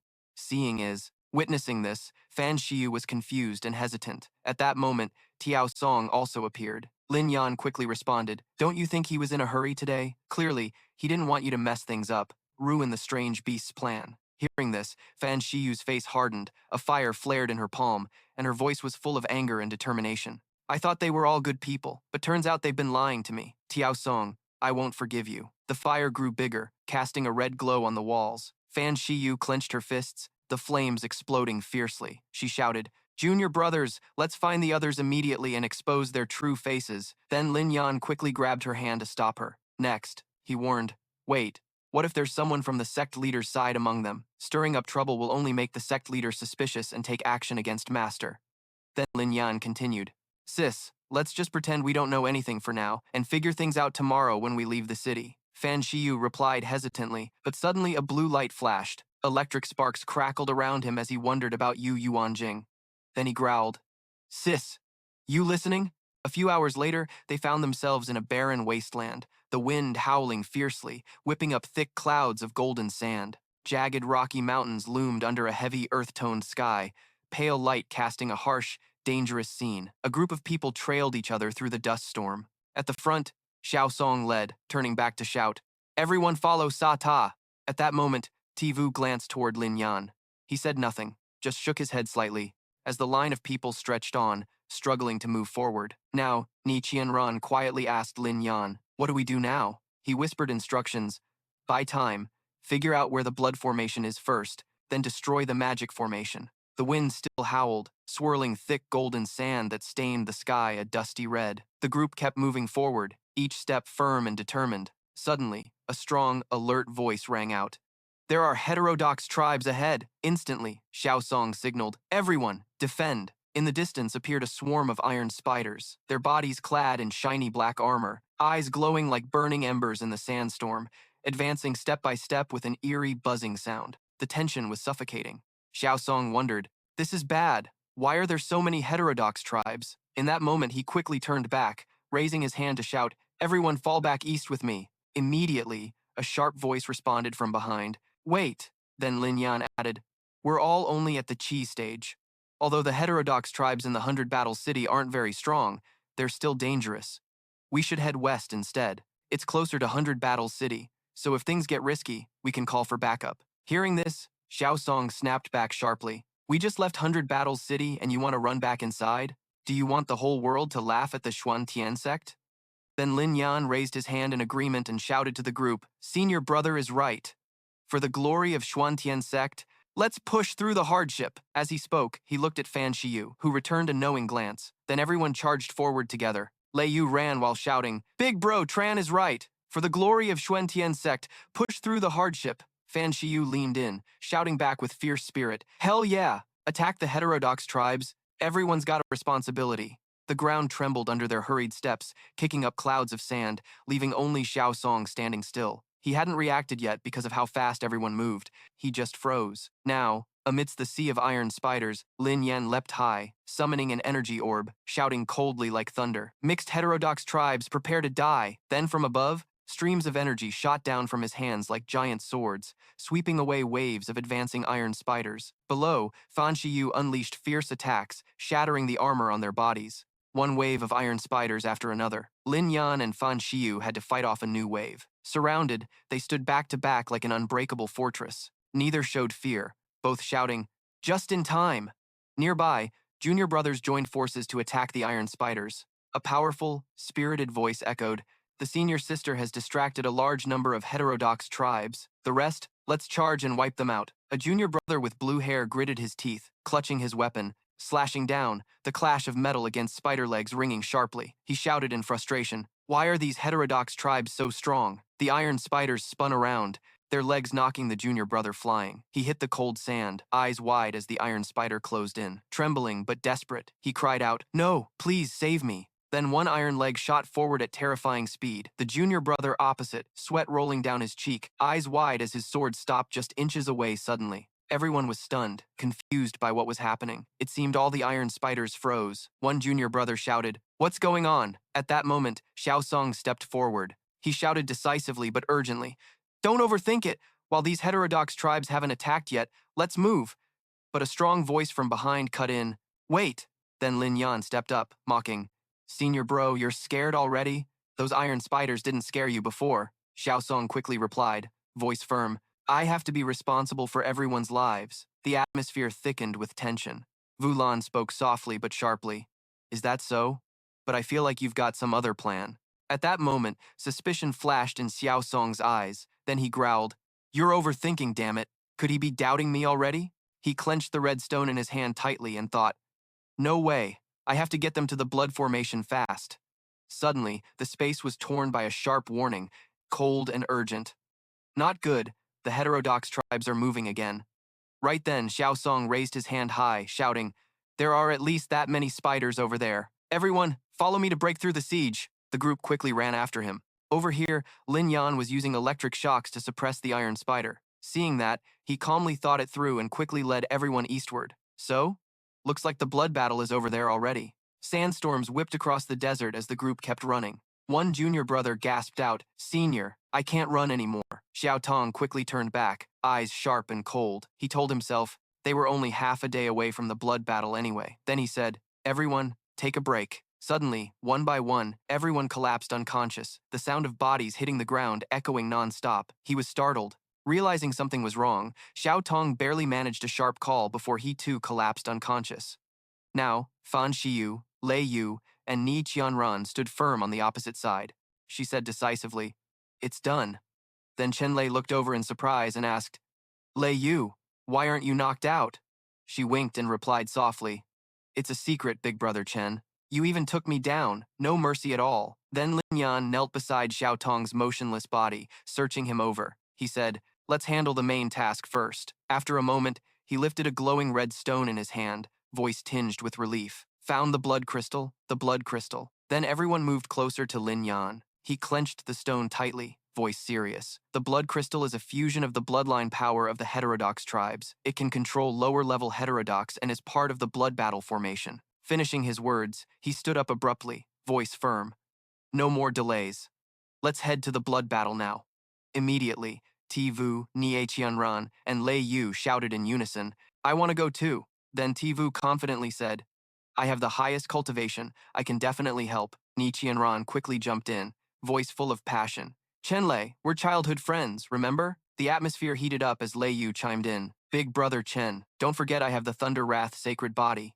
At that moment, Lin Yan looked at Lei Yu and said decisively like an order, You're coming with me. She quickly replied, Yes. A few hours later, night had fallen over the desert, and a blazing red glow lit up the sky. The two stood atop a mountain. She sighed tiredly. We've been walking so long and still no sign of the blood battle. So exhausting. He gripped the blood crystal tightly, slowly saying, The blood crystal senses it's about 3 watch periods away. The red light from the blood crystal shone brightly in the darkness. He watched it closely and then said firmly, I have a way to get close to the blood battle in just 1 incense stick's time. Lei Yu immediately urged, Tell me quickly. Then Lin Yan looked at Lei Yu and spoke clearly. Combining our Thunder Wrath sacred body powers, I'll activate the hidden thunder wings. She paused, eyes wide in surprise. You chose me because of this? Suddenly, he tugged Lei Yu's sleeve down, apologizing with his mouth. Sorry for the rudeness, Miss Lei Yu. She panicked and shouted, Hey, what are you doing?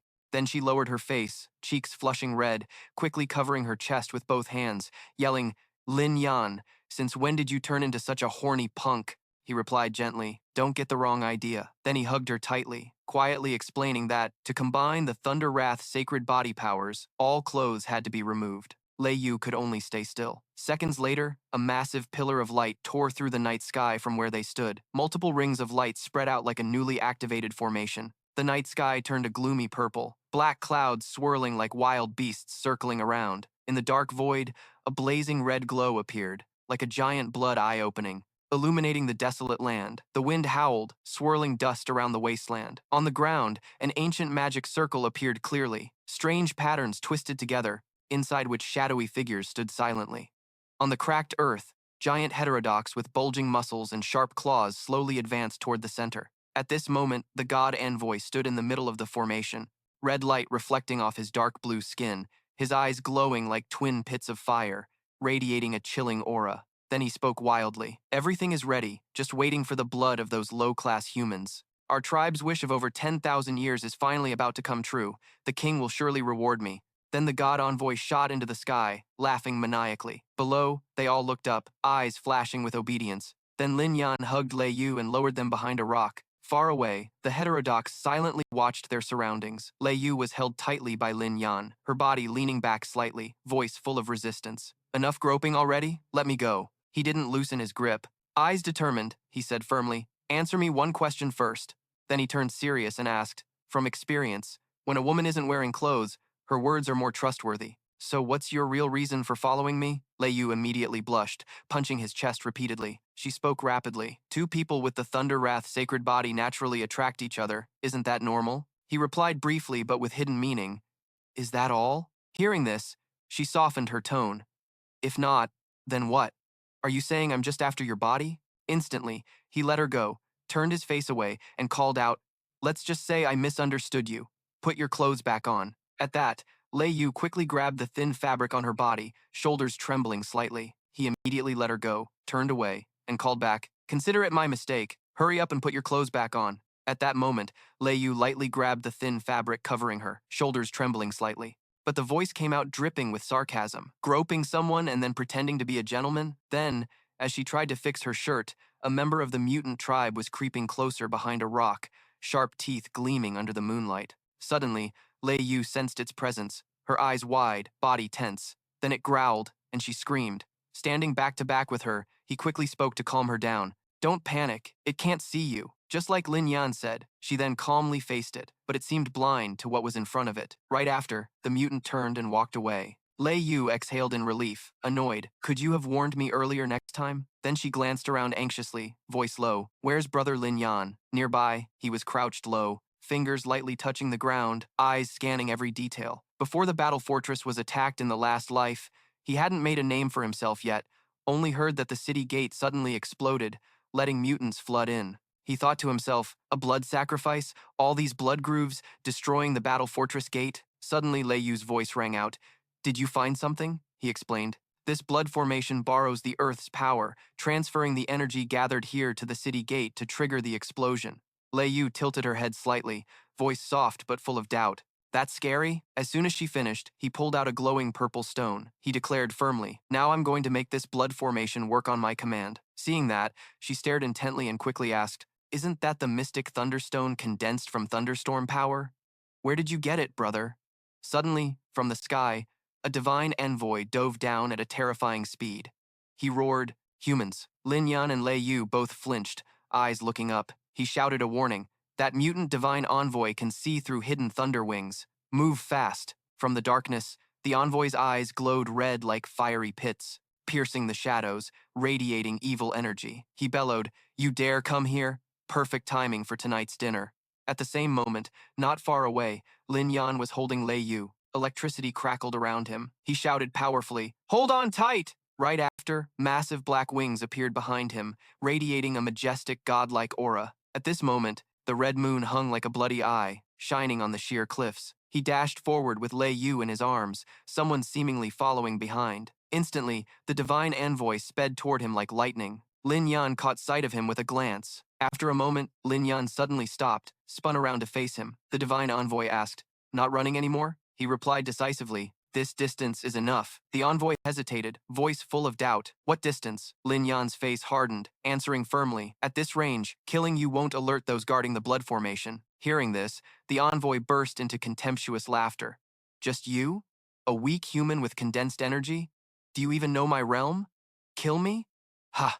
Then Lin Yan looked down and quietly instructed Lei Yu. Close your eyes, clear your mind, trust me completely. She quickly replied, okay. Then, blue-white lightning tore through the night, swirling around his massive wings spread wide, forming a dazzling vortex of energy. Lin Yan spoke strongly. Watch closely. Then, purple-blue light spread across the space. Lei Yu's eyes closed, her figure fading. Now Lin Yan stood tall, drawing the string of the thunderbolt bow with a glowing arrow, electricity running along the bow like bursting lifeblood. Whirling winds howled, echoing eerily through the air. He aimed the arrow straight at the divine envoy. In that moment, the envoy froze, voice filled with shock, shattering his previous confidence. What's happening? Why can't I move? Then each envoy transformed into a massive pillar of light, charging at the frozen divine envoy. Now, his face was blinded by the arrow's light, only his red eyes showing astonishment. He screamed in panic, how is this possible? How could a lowly human kill me? As soon as he finished, he was engulfed in light. The impact thundered like a violent storm, shaking the ground. Huge rocks were thrown into the air, shattered into thousands of pieces. Now, Lin Yan was high above, eyes steady, gripping his bow tightly, voice strong and challenging. This is just the beginning. If the mutants want to kill, it won't be just you.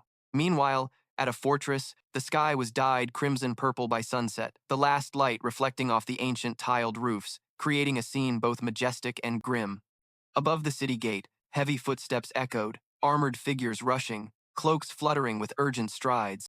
On the watchtower, Chancellor and Jing Feng, the battle fortress city lord, stared at the scene below, exclaiming in unison, there are countless mutants down there. With glowing red eyes, a soldier's voice suddenly rang out, urgent.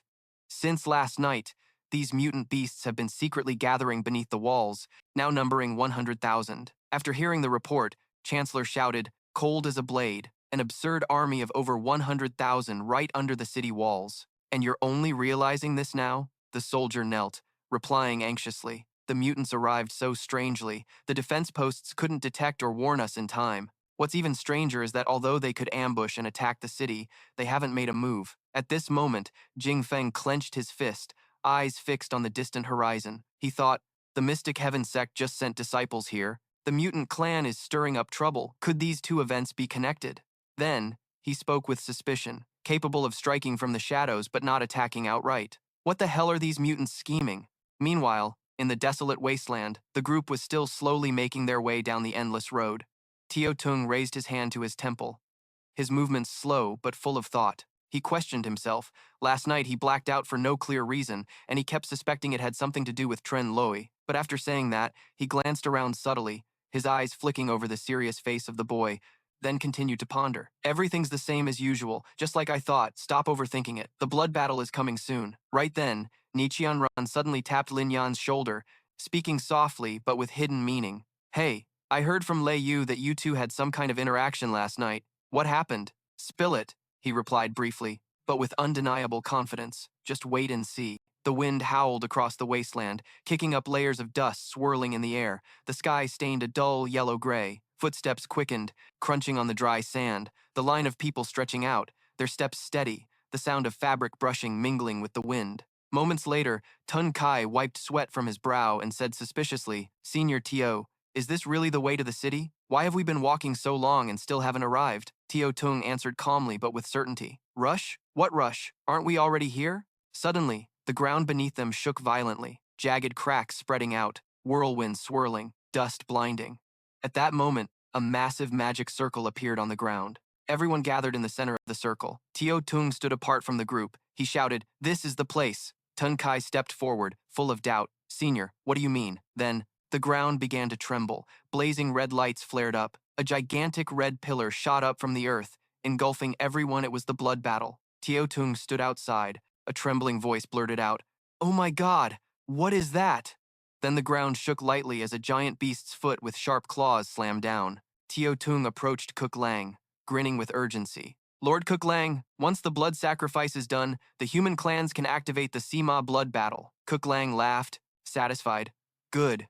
When that happens, I'll feast in the human world like a king. Seeing the scene, Tun Kai, trapped inside the blood battle, shouted in shock, Senior Tio, are you betraying the human race? Outside, Tio Tung knelt before Cook Lang, spitting out flattering words. Everything is under the wise leadership of Lord Lang Vung. Lord Lang Vung, brilliant and mighty, Cook Lang laughed heartily. Watching this, Fan Shiyu felt disgusted. She sneered, acting all arrogant in the sect. But outside, he's just a hunting dog for mutants, disgusting. Hearing this, Tio Tung glanced back arrogantly. The human race is doomed. I'm just seeing farther than you, fools. As soon as he finished, Lin Yan inside the blood battle shouted loudly, You're wrong! He stood firm, fists clenched, eyes blazing at Tio Tung, every word dripping with defiance. Our human race has survived for tens of millions of years. Through every storm and disaster, how could we be wiped out so easily? Even if you break through Bachqian City and invade human lands, we will still drive you out. Immediately, Cook Lang slammed the energy cage, imprisoning them. He sneered arrogantly. You can only brag now. Soon you'll all be our food. Then he raised both hands, baring sharp teeth savagely. He roared to start the battle, and at the same time, in Bachqian City, a thunderous noise shook the walls. Dust and stones fell from cracks. Everyone staggered and screamed. Damn, they've started the siege. Below the walls, the mutants spread out, forming a circle on the ground. Jin Feng exclaimed in confusion, What are they doing? Then, a giant red magic circle appeared in the sky. He shouted, Damn it, it's the Sima blood battle. The sky was stained red by the blood battle. Red light from the giant magic circle poured down, dyeing the city walls in blood. A voice burst out, urgent and worried. If the blood battle activates successfully, Bachqian City is in grave danger. Then, the disgusting mutant monsters charged toward the city gates. They shouted the siege cry. Meanwhile, in the wasteland, seeing Cook Lang roar, Fan Shiyu's voice rang out, mixed with restless anxiety. What are they doing? Lin Yan beside her replied worriedly, It's a mutant sacrifice ritual. Suddenly, inside the blood battle, a layer of fiery red mist enveloped everyone. They struggled to breathe. A voice exclaimed, What is this? Then another voice outside laughed loudly, ear-piercing the sound of death for you all. Immediately, screams erupted as Tio Tung spun wildly outside. You're a disciple of Xuan Tian Sect, yet you kill your own brothers? Do you think that's worthy of your master? Hearing this, he stood silent, long hair covering half his face, then laughed loudly and said, Xuan Tian Sect. Then Tio Tung spun around, speaking slowly, each word heavy with tension. I'm not actually a disciple of the Xuan Tian Sect at all. I'm Dong Dai Fat, the sect leader, and I begged him to help us deal with Lei Feng too. That's why I reluctantly pretended to be his disciple. With that, he stepped closer to the blood battlefield. At that moment, Tu Tung's face was lit up by a red glow, revealing a sinister, ruthless smile full of triumph. He stared straight at everyone with eyes dripping contempt. He shouted out loud, full of arrogance, Today, I'll show you what it means to be a demon, Ma Ling Sect. Now everyone is terrified, having realized the identity of the traitor and the evil source of the overwhelming power. Someone gasped, How could this be? Another hesitated, Ma Ling Sect? Just then, Lin Yan's voice rang out clearly and with weight. You all heard that, right? The sect leader and the elder colluded with the alien Ma Ling Sect to fight against the previous sect leader Lei Feng too. That's shameless beyond belief. I hope everyone will bear witness. When we get back to Xuan Tian Sect, we'll make the sect leader answer for this clearly. Now, all eyes turned to him, focused and listening. Outside, Tung heard this, and replied word for word like a sharp blade, full of resolve. Go back to Xuan Tian Sect, everything inside the Sima blood battlefield will be utterly destroyed. Even if you're a soul, don't think you'll make it back. Hearing this, Lin Yan fixed his determined gaze on him and shouted like thunder. Then I'll be waiting to see. Then he spun the giant vortex surrounding everyone, starting to whirl. Outside, Tung and Kuk Lang stood there gleefully, their laughter echoing as they enjoyed themselves. Suddenly, Nichienran grabbed his sleeve tightly, her voice trembling with exhaustion. Lin Yan, I feel like I can't breathe anymore. Everyone coughed in unison. Amidst the chaos, Lei Yu spoke up anxiously. Brother Tran, are you sure you succeeded last night? In response, he stood tall and firm, his eyes burning like a flame in the dark, his voice decisive and strong, shattering all doubt. Trust me? Meanwhile, at Bakshian City, the situation was extremely tense. Explosions roared like thunder. Circles of the blood battlefield spun wildly above, emitting blinding light before erupting into fierce fireballs that shook the air, debris falling down the city walls. The aliens charged forward, claws sharp and reaching out, bloodthirsty and frenzied, screaming to kill. Despite this, Tin Fong remained calm, his voice heavy with worry. The Sima blood battlefield has been activated. Could it be that our human race is facing extinction? Nearby, Thua Kao replied decisively, but with urgency. City Lord, I fear Bak Chien City has been compromised from within. Otherwise, how could the aliens place the battlefield activation point right under the city gate? It's my fault. If we can survive this, we must catch that traitor. Minutes later, a swirling wind whipped up, streams of blazing red air twisting together to form a giant tornado. Now, Tin Fong bowed his head slightly and spoke loudly like a bell amid the storm. I am the city lord of Bak Chien City, willing to live and die with this city. At that moment, a firm voice rang out, breaking the sorrow. No need. Bak Chien City still needs you to hold the line. Suddenly, Lin Yan and his friends, along with their junior disciples, appeared below the city walls. They stood close together, hands clenched tight, eyes resolute, facing the aliens. Everyone panicked, not understanding what was happening. Whispering spread. How did we get here? A junior disciple asked, voice mixed with confusion. What's going on? Isn't this Bak Chien City? Lin Yan stepped forward, voice strong. Everyone calm down, don't panic. Then he added, aliens, I want you to go and never come back. At that moment, Thua Kao, standing on the wall, noticed them and spoke suspiciously.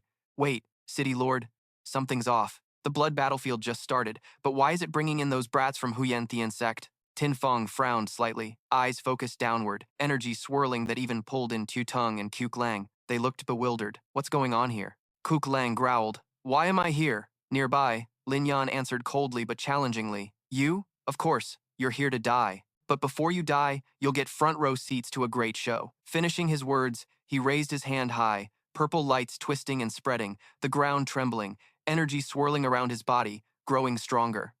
Right after, the sky seemed torn apart by a massive energy storm. From above, black-purple spirals roared, shaking the space with their sound. Bright purple light flared from the vortex's core, spreading into twisting energy streams. At the center of the battlefield, a giant purple beam shot straight down, like a pillar connecting earth and sky. Lightning bolts shot out in all directions. At that moment, Lin Yan stood below, hands supporting the glowing purple energy orb. In that instant, Lei Yu recognized the technique he was using and thought to herself, this is the Nine Heavens' mysterious thunder. Immediately, his hand clenched tightly, purple lightning bursting violently, swirling around his hand like furious dragons. Seconds later, the lightning formed into a divine thunder spear. Tran Loi gripped the weapon tightly, power surging explosively. Purple lightning shot out in all directions, slicing through the wind with dazzling streaks of light. Then, a blinding purple and white energy beam blasted toward the aliens at terrifying speed. They were thrown into the air, their bodies crushed and disintegrated in the dazzling light. Everything in the beam's path vanished without a trace. Witnessing what happened, Extreme Wolf screamed in shock. No way, even if you changed the direction of the blood formation, but since none of you died and there's no sacrifice, how could the blood formation have been activated? Lin Yan gripped his glowing sword tightly, his tone mocking. Who said there's no sacrifice? 150 miles south of the Dima blood formation, isn't there a wolf clan base? Extreme Wolf froze in disbelief. You. Filled with extreme anger, he bared his sharp teeth and lunged forward. I want to kill you. Without wasting a move, Lin Yan swung his sword, slicing straight through Extreme Wolf's chest, who looked bewildered. Just like that, he lost, his life fading away, dissolving into the air. Fan Shiyu watched the scene, unable to hide her admiration, clenching her fists as she ran over to the horse to praise Lin Yan. Junior brother, you're badass. Seeing you take down their leader like that, the rest of the alien tribes were thrown into chaos. Filthy humans, prepare to die. All of you, charge. They didn't want to lose easily. With their massive numbers, they moved to surround Lin Yan's human tribe. Seeing the countless enemies, a few started trembling and complaining. They're charging here, what now? Lin Yan thought differently. He lifted his head proudly and declared boldly, so what if it's 100,000 alien troops? Today, I'll wipe them all out. Finishing his words, he raised his blazing sword high. Lin Yan held it up facing himself, then swung the blade hard, a dragon head symbol slash, radiating sheer authority. In an instant, all those loud-mouthed aliens vanished into thin air. Finally, the mark Lin Yan left was an explosion of light like fireworks across the sky. The smoke from the blast slowly cleared, revealing some strange objects floating in the air. Looking closely, they were bright red specks, hidden within the smoke, quite a few of them. Not wanting to miss out on valuable stuff, Lin Yan pulled out a red crystal stone called Bloodstar, the life essence of 100,000 alien troops that couldn't be wasted. After a few seconds, those tiny crystals were easily absorbed by his glowing red Bloodstar. Once he collected enough life essence, Lin Yan quickly gathered the Bloodstar and examined it carefully. Confirming the alien tribe, corpses had vanished into thin air. Finally, the city gate of the capital opened. From inside, Jing Feng appeared, kneeling on the ground, clasping his hands gratefully to thank the young heroes of the Xuan Tian Sect for saving the Battle 100 city from disaster. After greetings, under his guidance, they moved into a grand hall. Sitting below, Jing Feng began to speak. The hall belonged to the Lord of Battle 100 City. Brother Tran is truly a rare talent, single-handedly reversing the Sima blood formation, killing 100,000 alien troops. While praising, his eyes kept looking at Lin Yan and Tivu. Without you, our human tribe would have fallen into utter misery. Lei Yu, knowing her brother's great merit, jumped up to interrupt Jing Feng. Lord of the city, Brother Tran has made such a huge contribution. What military merit do you plan to award him? Hearing her reminder, he burst out laughing. Thank you, miss, for the reminder. Lin Yan of the Xuan Tian Sect stepped forward, moving away from his seat. Jing Feng stood straight, facing Lin Yan. As the Lord of Battle 100 City, I officially award you the highest military merit. Seeing their lord bestow this title on him, a few beauties whispered excitedly. The highest military merit? This is the top honor the city lord can grant to someone. That's right. With this merit, you can freely choose a territory within the entire human tribe's domain. Receiving the title, Lin Yan bowed quickly, clasping his hands in thanks. Lin Yan thanked the city lord, but suddenly a dissenting voice spoke up. Wait a minute. Thua Cao, sitting nearby, spoke hoarsely to object. City lord, please hold on before granting such a great military merit to a junior. It might not be appropriate. Seeing his intention to resist, Ni Qianran immediately defended. Huh? What's inappropriate about it? Even without looking at the merits, just counting the points, 100,000 alien troops equals 100,000 points, enough for Lin Yan to get the highest military merit. Listening to her list, Jing Feng nodded approvingly with both hands. That's right, Brother Tran should have received an even higher military merit, but unfortunately, my authority isn't enough. Not wanting to beat around the bush, he raised his head and gave the final order. Here's the deal. I'll report your merits to higher-ups and help you get an even higher military merit. What do you think? With Jing Feng's support, Lin Yan was deeply grateful. Thank you, City Lord. It seems you don't want to let me go easily. Thua Cao continued to interrupt. But luckily, Fan Shiyu across from him fired back. I see you're just jealous that our Xuan Tian Sect got such a high military merit, right? She couldn't hold back her emotions, angrily standing up and pointing straight at him. So, what did you say when we left the city? I'll quote you exactly. You guys from the Tianma sect are all trash. Your sect ranking should have been at the bottom ages ago.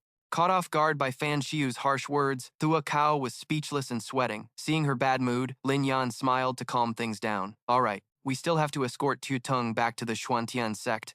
This can't be delayed. Let's get moving. Seeing this, Fan Shiyu happily dropped the old grudge immediately. Fine, today I'll let this old man slide.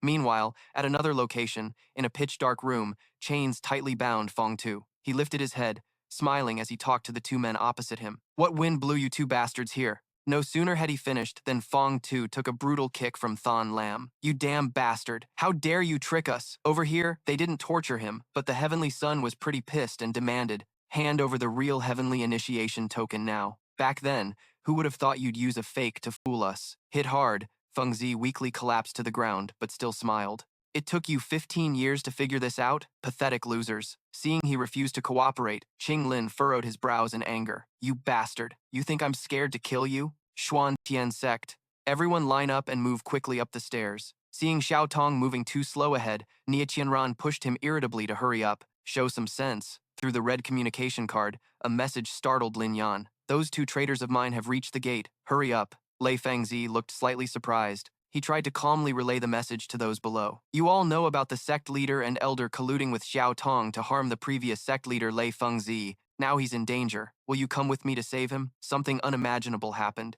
and all the disciples agreed with Lin Yan. We'll go with you, Lin Yan. You saved our lives.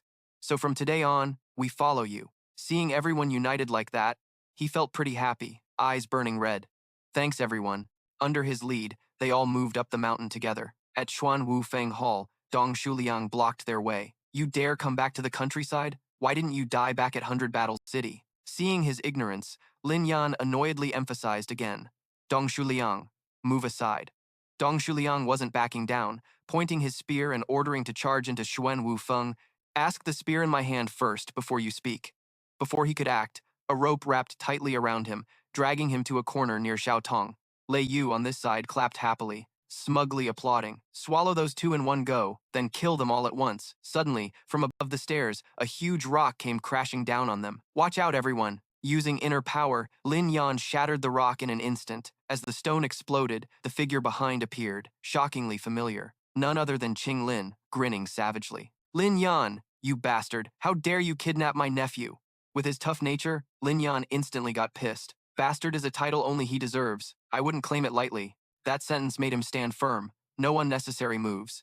Lin Yan stomped Xiao Tong to the ground, interrogating him. Dong Daifa, that bastard who sucks up to the outsiders, Xiao Tong, has confessed everything. He and the sect leader conspired with outsiders to harm Senior Lei Fengzi, piling up crimes with clear evidence. Hearing this, Lin snarled in rage. I'm the proud leader of Xuan Wufeng. How dare you slander me? Besides, Xiao Tong is the elite disciple of Xuan Tian Sect. How could he be an outsider's lackey? Don't talk nonsense. With his strong backing, Lin Yan pondered for a long moment. This isn't nonsense. All the junior brothers and sisters who went with me to 100 Battle City are witnesses. A senior behind spoke up. Right, he and the sect leader deliberately sent us there as sacrifices. Without Lin Yan, we'd all be dead. Terrified, Lin's face darkened, pointing and stammering. Nonsense. You've all been bewitched by Lin Yan's magic. Standing next to Lin Yan, Nie Qianran immediately defended him. Dong Daifa even dared to say that out loud because of this magic. Aren't you ashamed? On this side, Lei Yu bluntly made a demand to him. Brother Chen, don't waste words on that old man. I bet his outsider master hasn't even told him the news yet. Holding the medal, Lin Yan looked up and introduced. Look closely. This is the highest military merit medal. You think I conjured it with magic? A few steps away on the stairs, Lin gaped. Military merit, highest rank. How could it be hidden? You got straight to the point. All 100,000 of my father's troops died by my hands. Faced with the facts, he froze, head deep in thought. Damn it, with him causing chaos like this, the Lord will definitely punish me. No, I have to buy time for the sect leader brother to get the heavenly initiation token and redeem himself. Lin gritted his teeth, head bowed low, each word ringing out. If you all know everything, then there's no other way. Along with that, his inner power exploded, spiritual energy radiating thickly. I'll destroy this whole path, send you all crashing into the abyss below. This time, not even immortals can save you. Seeing Lin recklessly gamble, Tran Loi was furious. If you've got a problem, take it out on me alone. Our beef doesn't involve innocent people. To make the old man rethink, he used Thu Luong as a pawn and boldly declared, Isn't it you trying to corner me to death? Let's settle this one-on-one, life or death. If I lose, I'll let Dong Shuliang go. If not, he dies with me right away. Seeing his plan, Lei Yu was seriously worried. Big bro Tran, no way. He's already reached the warlord transformation stage, and you just broke through the essence condensation stage. But Than Lam was different, clearly smug, bursting out laughing. I thought you had some divine power, but you're just a lowly essence condensation stage punk daring to act cocky in front of me. With a proud swagger, he lifted his head high and boldly declared, Once I'm done with my senior brother, I'll rescue Thu Luong. You all are gonna die. All right, if you want to die like that, I'll make it happen. I'll suppress your vital energy down to the essence condensation stage, to avoid people saying I'm bullying him, afraid Lin Yan might get hurt. Qianren was freaking out. Lin Yan, don't do it. Over here, Lei Yu was trying to sweet-talk you back. No way, Brother Tran. Even if he suppresses his energy down to the Nung Nguyen level, his cultivation transformed into the Yua Hin realm isn't something you can handle. But despite their warnings, Lin Yan smirked and calmly reassured, "It's all good, trust me?" So he agreed, following Than Lam alone up the mountain to switch spots. Fighting here could easily drag innocent people into it. This life-or-death duel, no matter who wins or loses, hopefully, he'll keep his promise. After a bit of moving around, Lin Yan and Than Lam arrived at the arena, the very top of the mountain. Carrying an air of confidence, Than Lam pointed directly at him. "Little punk, I've already suppressed your energy down to Nung Nguyen level, so you go first." Meanwhile, Lin Yan just stood still, strange lights radiating around him. A flash of light streaked across his eyes in surprise. Without hesitation, Lin Yan spread his arms behind him and charged straight at Than Lam. Moving so fast, powered by deep internal energy, he launched a palm strike right at Than Lam's face without mercy. But surprisingly, Than Lam didn't panic at all, flashing a quick grin, showing just a bit of skill. Turns out he had anticipated this, shielding his face with a shield. His speed was fast, but Nung Nguyen level is still just Nung Nguyen. Watching the two clash from outside, Ni Qianran was stunned. What kind of trick is this? Luckily, Lei Yu was there to explain. This was a special technique connecting the Hua Hin masters and the spiritual energy of the world. Hua Hin transforms force, using force against force, thinking Lin Yan would give up easily. Lin Yan gritted his teeth and screamed fiercely. Suddenly, Than Lam's solid shield cracked in a shocking way. Then Lin Yan's thunderous punch slammed squarely into his face. Blood poured down Than Lam's face as he fell backward. How could this be? Just a low-level Nungwin. How could he break through my Hua Hin force? Seeing him lying still, Lin Yan got annoyed and lowered his voice to command. "Get up." Than Lam, furious at being ordered by some kid, slammed his hand on the ground. Filled with rage, he stood up and cursed at Lin Yan. "Little punk, I'm gonna kill you." "Whoa, enough already." No sooner had he stood up than Lin Yan unleashed a flurry of kicks. Brother Dong Dai fought. I'm sick of hearing that line. Once again, Than Lam collapsed helplessly on the ground. How could this be? Seeing him like that, Lei Yu got super hyped, cheering loudly. "Brother Tran, keep it up." "Brother Dong Dai Fat, can you handle this? Didn't you say you'd only hold back one move? Why aren't you fighting back yet?" Even though he's being pinned down pretty tight, he still talks big. "Lin Yan, you little punk, I want to see you shattered." Burning with humiliation, Than Lam jumped up, his body radiating spiritual energy. "You all are dead." Seeing the situation spiraling out of control, Lei Yu panicked. Not good. He's trying to break the suppression and restore his Hua Hin realm. Nearby, Lin Yan was shocked. That old bastard's face twisted. Does he even know what shame is? Powering up, Than Lam shot at Lin Yan like a bird in a flash. His 12-level Bat Hoang internal force activated. At such close range, let's see where you can run now. But the ending was already set. Lin Yan flipped the script, kicking straight into Than Lam's gut, a knockout punch that sent dust flying behind him. Seeing him stagger, clutching his pants, Lin Yan said, "You betrayed the previous sect leader, colluded with the demons. How do you deserve to die?" Hearing the looming danger, Than Lam trembled, tears streaming, begging, "I don't want to die. Lin Yan, I didn't mean it. The sect leader told me to do it. It wasn't me. Please, be merciful." Showing no mercy to the ungrateful, Lin Yan snapped angrily. "You want to live? What about all the human comrades you sold out, eaten alive by demons? Didn't they want to live? With so much blood debt, even if you die, it won't be enough to pay it back." Distracted by Than Lam, Lin Yan didn't notice the sharp weapon Than Lam had prepared.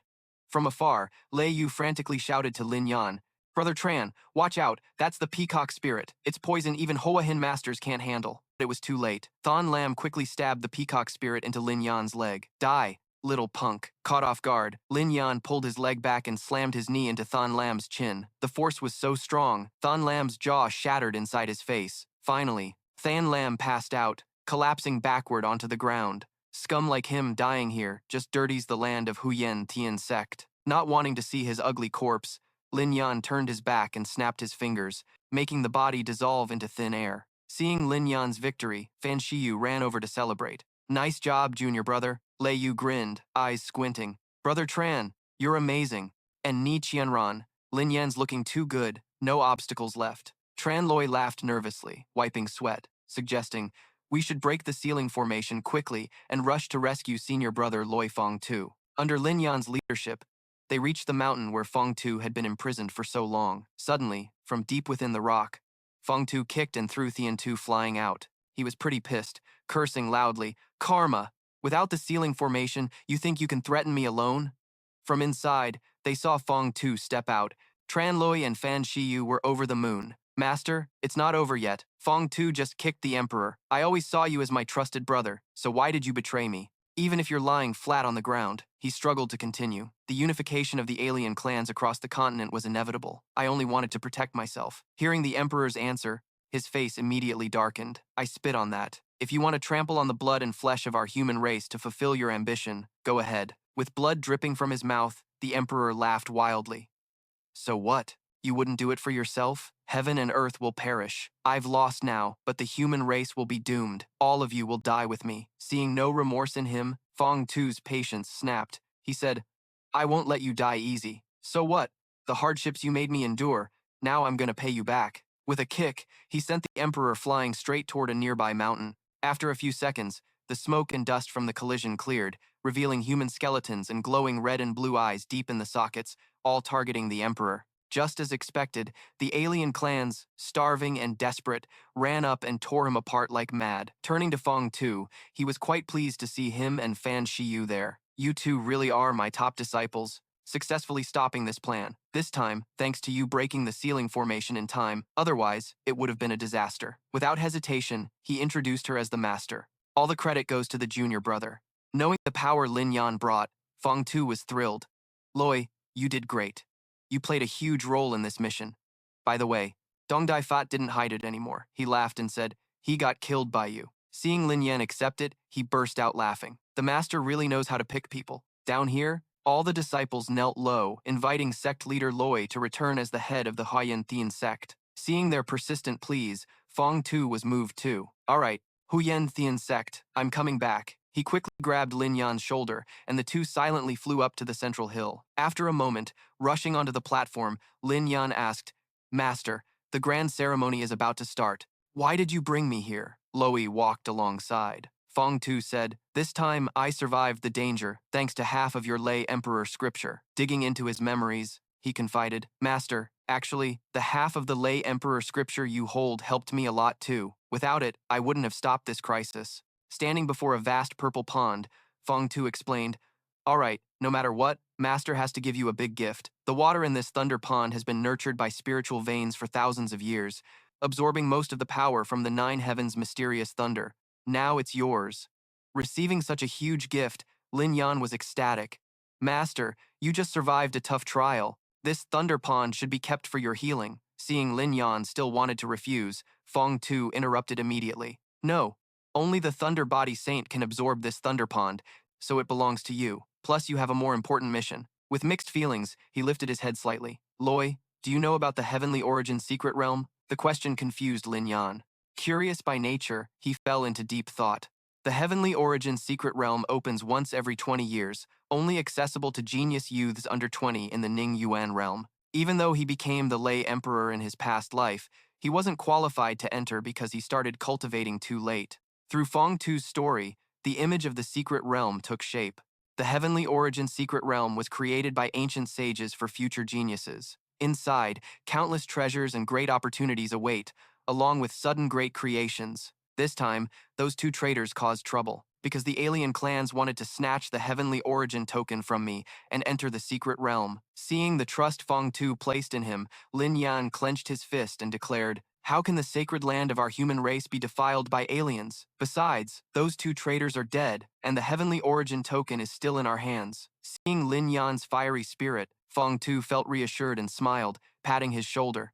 "This time entering the secret realm, I'll let you lead the team. There are great creations inside, but also huge dangers, so you must quickly increase your strength. This Thunder Finger is the best tonic for you." With Feng Tu's support, Lin Yan confidently stepped into the pond. "Don't worry about your training. Master will protect you." Standing in the pond, beams of light radiated around Lin Yan, leaving him stunned. Suddenly, a purple stone flew out from his body. Shocked, Lin Yan's eyes widened at the purple stone. Before he could react, the stone lunged, brutally tearing his clothes off. It shot pain through Lin Yan's weak body, leaving him hanging midair, naked.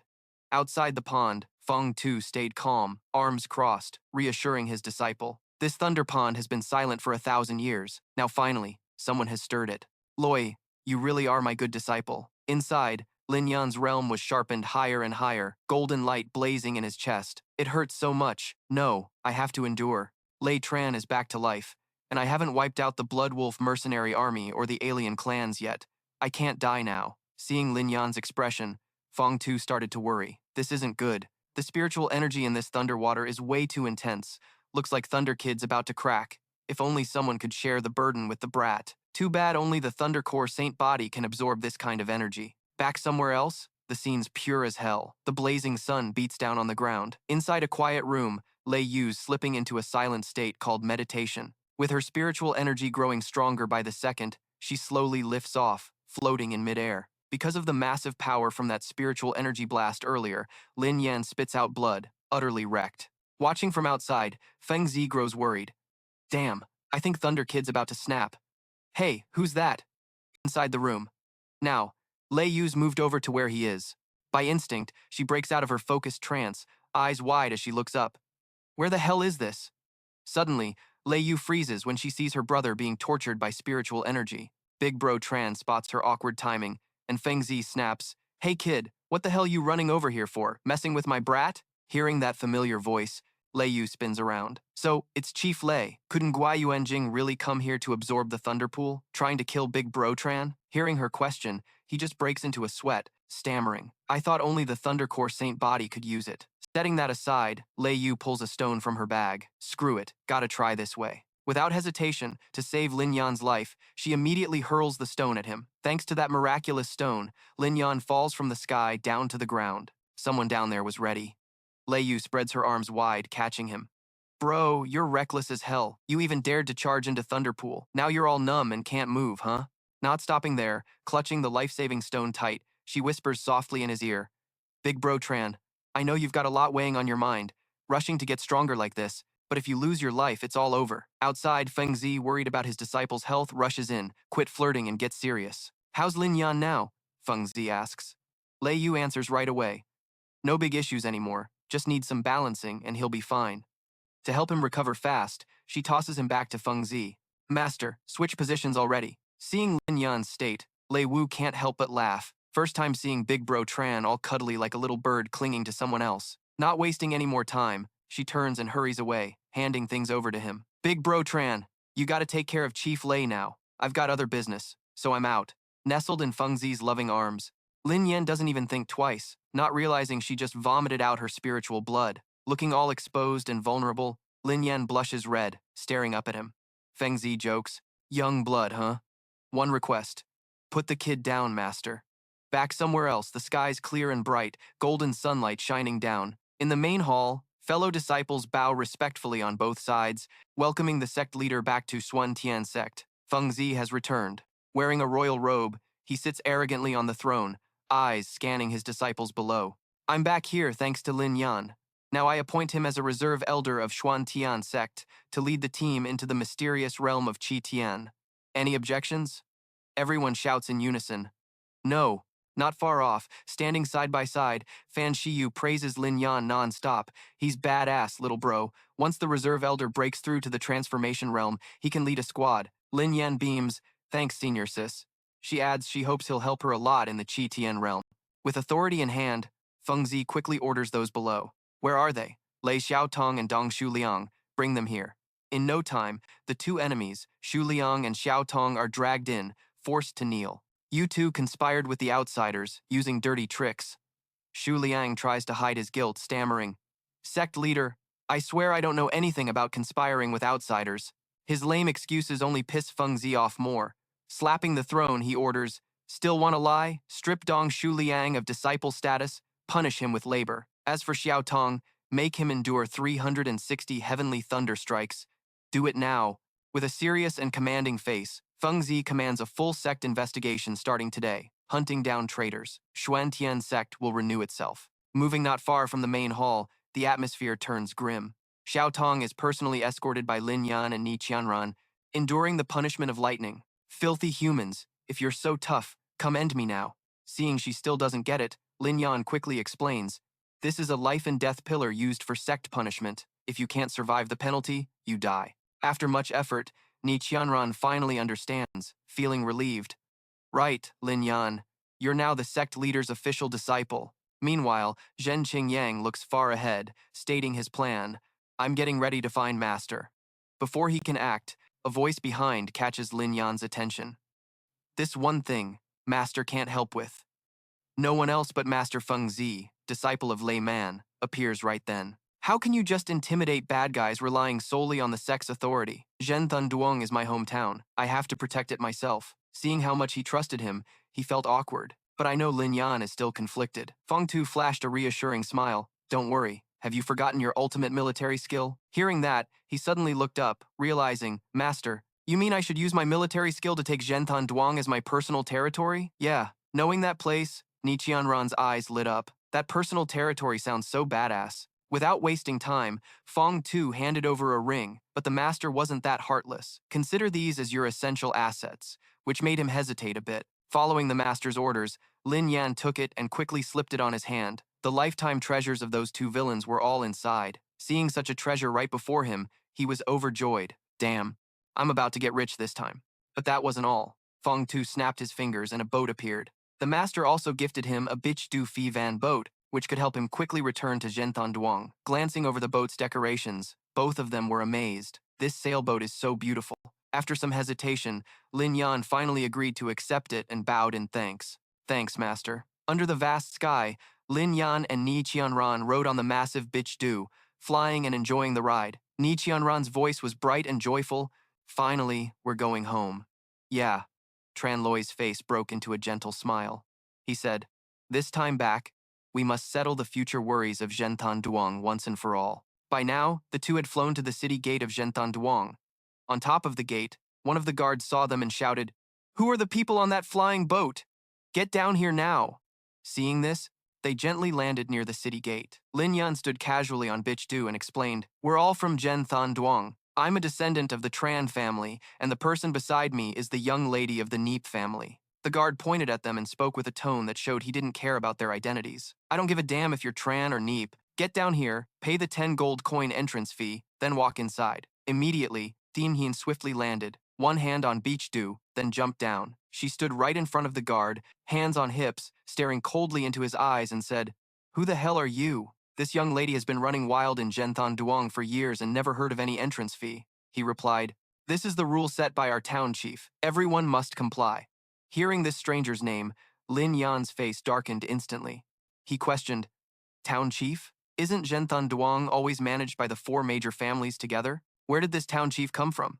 That guard was Ni Min. He spoke proudly. Our Ning town chief is the young master of the Ning mansion, a top-tier late-stage patrol officer. Ni Qianran frowned and angrily said, What the hell is a patrol officer?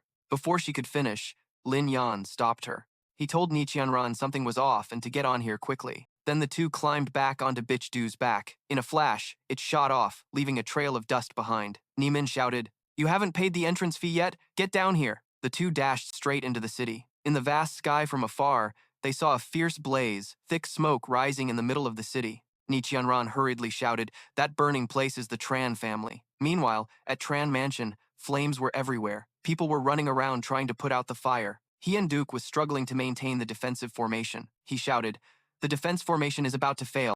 Everyone hurry and put out the fire. The subordinates obeyed immediately. From behind, Ni Qianran's father, Neep Tham Quang, appeared, looking tense with blood trickling from his mouth. He said, Brother Tran, let me maintain the defense formation. You take a break. The woman supporting him was Ni Qianran's mother, named Nok Lan. Hien Duke, drenched in sweat, heard this and turned around, saying, The Neep family has fallen. The remaining descendants need your leadership. You should rest and recover first. Noglan's eyes welled with tears. She wiped each drop and spoke helplessly. Seeing Thien Yan and Lin Yan join the Xuan Tian Sect, those Blood Wolf bandits started to hesitate, but who would have thought another town chief from Ning Mountain would show up? Cut to outside, a man was lounging on a chair, watching a barrage of sharp arrows flying at the Tran Mansion's defensive barrier. This guy was the newly appointed town chief Ning Son Nai, chubby with a sly face. He held Xiaonya sitting on his lap, laughing smugly. The Neep and Tran families are pretty stubborn, daring to act tough against me? Huh?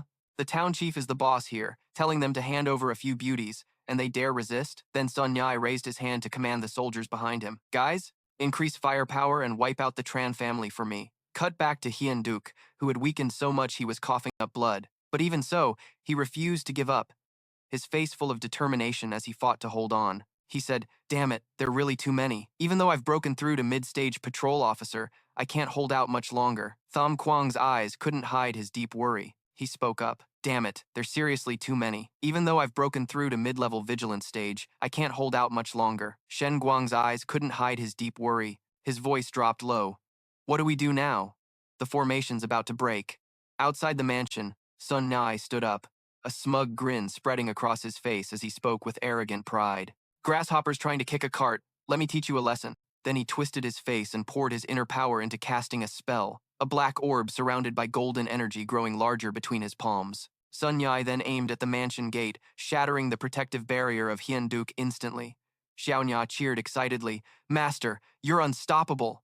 Meanwhile, inside the mansion, Hien Duke was knocked back, falling flat on his back, blood gushing from his mouth. Shen Guang rushed over to catch him, shouting, "Brother Tran!" The three looked up at the blazing red sky, where arrows rained down like a storm into the mansion. Hien Duke collapsed to the ground, his voice weak. "The Tran family, I'm afraid we're about to fall." Suddenly, a flash of light streaked past them in a blink. A hand slammed onto the pillar, causing its light to blaze up, and immediately the defensive formation was restored, even stronger than before. That was Lin Yan's hand. He was using his power to maintain the formation when someone shouted in shock, "Lei, Lin Yan." At the same time, Nia Qianran appeared. Her voice startled Shen Guang and Nuk Lan, who turned anxiously. "Mother, why are you two here? Where's the Ni family?" Injuk Lan blurted out in surprise. Seeing this, everyone inside the mansion lit up with joy at Lin Yan's return. Especially in this critical moment, they all shouted in unison, "The young master has returned." Cut to outside, Sun Yai was still holding Xiaonya, who said, "Master, that's a disciple of the Xuan Tian Sect. Should we stop now?" Sun Yai's face remained indifferent as he replied, "He just joined the Xuan Tian Sect last year, probably just an outer disciple, but I'm scared of him." Inside, Tran Doi pressed his hand on the pillar, turning around with tense eyes, asking, "Father, what's really going on? How did Tran Than Duong end up like this?" Hien Duke sat on the ground and calmly explained that a month ago, a new town guard was suddenly sent to Tran Than Duong.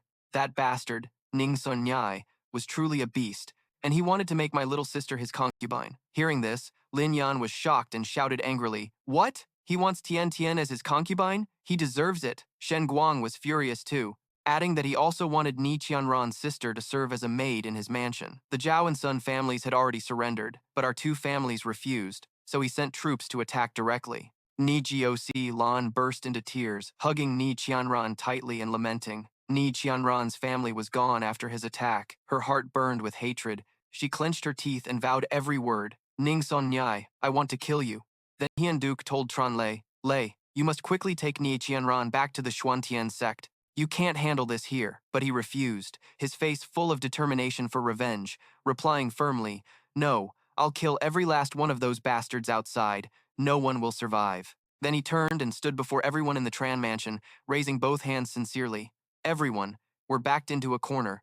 One more step back and we're done for. From now on, I need everyone to trust me completely." After hearing this, everyone raised their hands in agreement. Cheers echoed throughout the mansion. "We trust you, we'll protect our home, and we won't back down." Lin Yan spoke seriously, reassuring them that this time they wouldn't face the enemy empty-handed. Then he flicked 2 fingers lightly, and all the weapons appeared around him. He explained these were second-tier weapons, and the pills were chi-replenishing pills, helping them recover their energy quickly. There were swords, armor, axes, and piles of pills. Everyone was stunned. Someone asked, "Young master, where did you get all this?" Another exclaimed, "Oh my god, second-tier weapons? Am I dreaming?" Lin Yan thought to himself that these weapons were actually Dong Dai Fat's stash. The pills came from a beauty who practiced alchemy before arriving at the 100 Battles city, but he told everyone, "I'm now a reserve elder of the Xuan Tian Sect. These are rewards from the sect." Someone rushed over urgently, reporting, "It's bad. Ning Sun Kai is bringing cannons. The formation won't hold against that." Lin Yan stayed calm and replied, "I know." Then he pointed toward the door, commanding with power and determination, "Everyone, we can't wait any longer. Let's face the enemy at the gate now." Everyone behind him was armed with weapons, ready to fight, shouting loudly. Ni Qianran's face showed strength. Fearless of heaven or earth, she declared her determination to join. "I'm going with you." Cutscene. Meanwhile, Sun Yai lay on a chair, angrily shouting, I told you to bring the artillery here. Why is it taking so long? Still not done. Xiao Nya hugged his neck sweetly. Master, calm down. Getting angry will ruin your health. Suddenly, the mansion door creaked open slowly, piquing his curiosity. Then from behind that door, a powerful and confident team appeared, led by Lin Yan, looking majestic and imposing. They startled Sun Yai and Xiao Nya so much they fell off the chair. Then from behind that door, a powerful squad appeared, full of confidence and imposing presence, led by Lin Yan. They startled Sun Yai and Tu Nya so much they fell off their chairs. The furious guy flared his wide mouth and shouted, Damn it! Kill this bunch of reckless lunatics for me! Then, it was all chaos as people from both sides charged at each other, shouting, Charge and kill! One of Tran Fu's men wielded the sword Lin Yan had given him. Every slash counts. He broke the enemy's sword in one strike. He sighed, High-end gear really feels awesome. One hit per guy. Amid the chaotic crowd, a streak of light flashed through the masses. Wherever it went, people dropped dead. That was Ni Qianran. Sun Nai staggered to his feet, still speaking arrogantly. You damn peasants. How dare you treat me like this? Then he gritted his teeth angrily, raised both hands to cast a spell, concentrating to form a glowing golden circle. He cursed, Die all for me. Suddenly, a sharp arrow shot straight at Sun Nai's face out of nowhere. He barely dodged it, escaping death by a hair. Ha! His expression shifted to one of near death. He said, Lucky I dodged it. Otherwise I'd be dead right here. Who's the bastard shooting me from behind? Lin Yan calmly raised a hand full of arrows and replied, Don't rush. I've got plenty more, but next time, I don't know if you'll be so lucky. Sun Nai got scared, his throat tightening, only able to utter one word, you. Without hesitation, he shouted loudly, Retreat to the garrison. All his soldiers immediately fled. Seeing this, Lin Yan chased after them, shouting, Stop, don't run. From behind, Lin Yan stopped her. No need to chase. She protested, But we barely defeated them. We should press the advantage. A confident smile appeared on his face. Lin Yan said, The garrison no longer belongs to that Ning Sun Yai guy. Sun Yai and Tu Nya entered the garrison gate together. Sun Yai grumbled, This pisses me off. Tu Nya trailed behind, calling him, Sir, wait for me. Suddenly, a white shadow of some creature swiftly slipped through the wide, empty corridor. Then a pair of black shoes with golden soles quietly stepped onto the threshold. Hearing the footsteps, Tu Loi, who was holding a talisman card in his mouth, startled and looked back. It was Sun Yai. Suddenly, a volley of sharp arrows shot straight at him, piercing his flesh and causing him agonizing pain. He writhed and screamed in despair. Scene change. At that moment, Lin Yan and Ni Qianran were calmly standing at Tran Fu, using magic to observe him from afar. Ni Qianran said, Lin Yan, you're impressive. I didn't expect you to assign Tu Loi with the talisman card to set up such a large formation. Tran Loi smiled and spoke calmly. Since following me, Tu Loi was hit at Tu Kuanyai and couldn't be summoned anymore. After Lei Ji's purification, its spirit recovered and its power increased significantly. She turned to Lin Yan, frowning in doubt. But just letting Ning Sun Yai die like this, isn't that too easy for him? Lin Yan looked at him writhing in pain and spoke with hatred. He killed so many descendants from our two families. Of course, I won't let him die easily. Lin Yan's eyes burned with deep resentment. He said, I'll make him suffer the death of every single member of our clan. Scene change. A thought suddenly dawned in Sun Yai's mind. I've ruled wild all my life. Am I really going to die like this? He shut his eyes tight, crying out in despair, I won't accept this. Then his eyes slowly opened, a faint light from outside filtering in, surprising Sun Yai. Tears streamed down his face as he stood frozen, unable to believe he was still alive. He said, Could all this have been an illusion? But the feeling of the 1,000 arrows piercing my heart was so real. Then a sharp red-bladed axe suddenly appeared, swooping in front of him, startling him. He was split in two, then strangled until he spat blood and couldn't breathe, then punched in the face, breaking his bones. A series of brutal tortures, he endured all illusions, but they caused Sun Yai unbearable pain, clutching his head and screaming miserably as if about to explode. Tu Nya followed behind Sun Yai. Seeing him collapse to the ground, she asked worriedly, Sir, what's wrong? Why are you sitting down all of a sudden? When he didn't answer, she grew anxious, stepped closer, and sat down beside him, noticing his dazed, soulless expression. She asked again why he looked like this. He was clearly fine moments ago. Suddenly, Tu Loi appeared on the rooftop, still holding the talisman card, catching their attention. Tunya helped Sun Yai up and looked up in surprise, then exclaimed, Ah, sir, what's that? Immediately, Tu Loi jumped down and rushed over, startling the two of them who shouted in alarm, Hey, don't come here! At that moment, her shout snapped Sun Yai awake. Then Tuloi stretched out and made a high leap, instantly landing on Lin Yan's shoulder. Lin Yan was holding the talisman card and praised Tuloi. Good job. Seeing Tuloi on his shoulder, he pointed at it and said, "You're the one who got me into this." Tuloi immediately turned away, avoiding his gaze. Sitting in Nichianran's arms, Tuloi explained to Tronloi, "You're wrong. Tronloi isn't hurting you. He's playing you." Hearing that, Sun Yai glared straight at the two of them, opening his wide mouth and yelling in a sulky tone, "I'm gonna kill you all." Suddenly, huge blackened iron pillars erupted from the ground, causing a loud crash. Lin Yan quickly stopped him using his supernatural powers, trapping him so he couldn't step forward to harm Lin Yan. He raised his hand as if to resist and shouted in panic, "What?" He held up a token confidently and said, "Don't you know I have the garrison commander's badge? Trenthon Duong still has several towns around here, all under my control now." Standing before many soldiers, he looked majestic, his voice booming with words that could strike fear into anyone. "Every forbidden formation inside the garrison headquarters is controlled by me." Cold light shone on his face, making his expression serious and tense. He spoke out his long-held grudge. That was just a taste of the pain the descendants of the Tran family felt before dying. Now it's time for you to pay with your life. But suddenly, thick black smoke appeared out of nowhere, engulfing Lin Yan and Ni Qianran before they could react. She covered her face and asked, "What is this?" Lin Yan replied, "Lang Shadow Smoke, a secret weapon of the Demon Spirit Sect." The black smoke filled the whole space.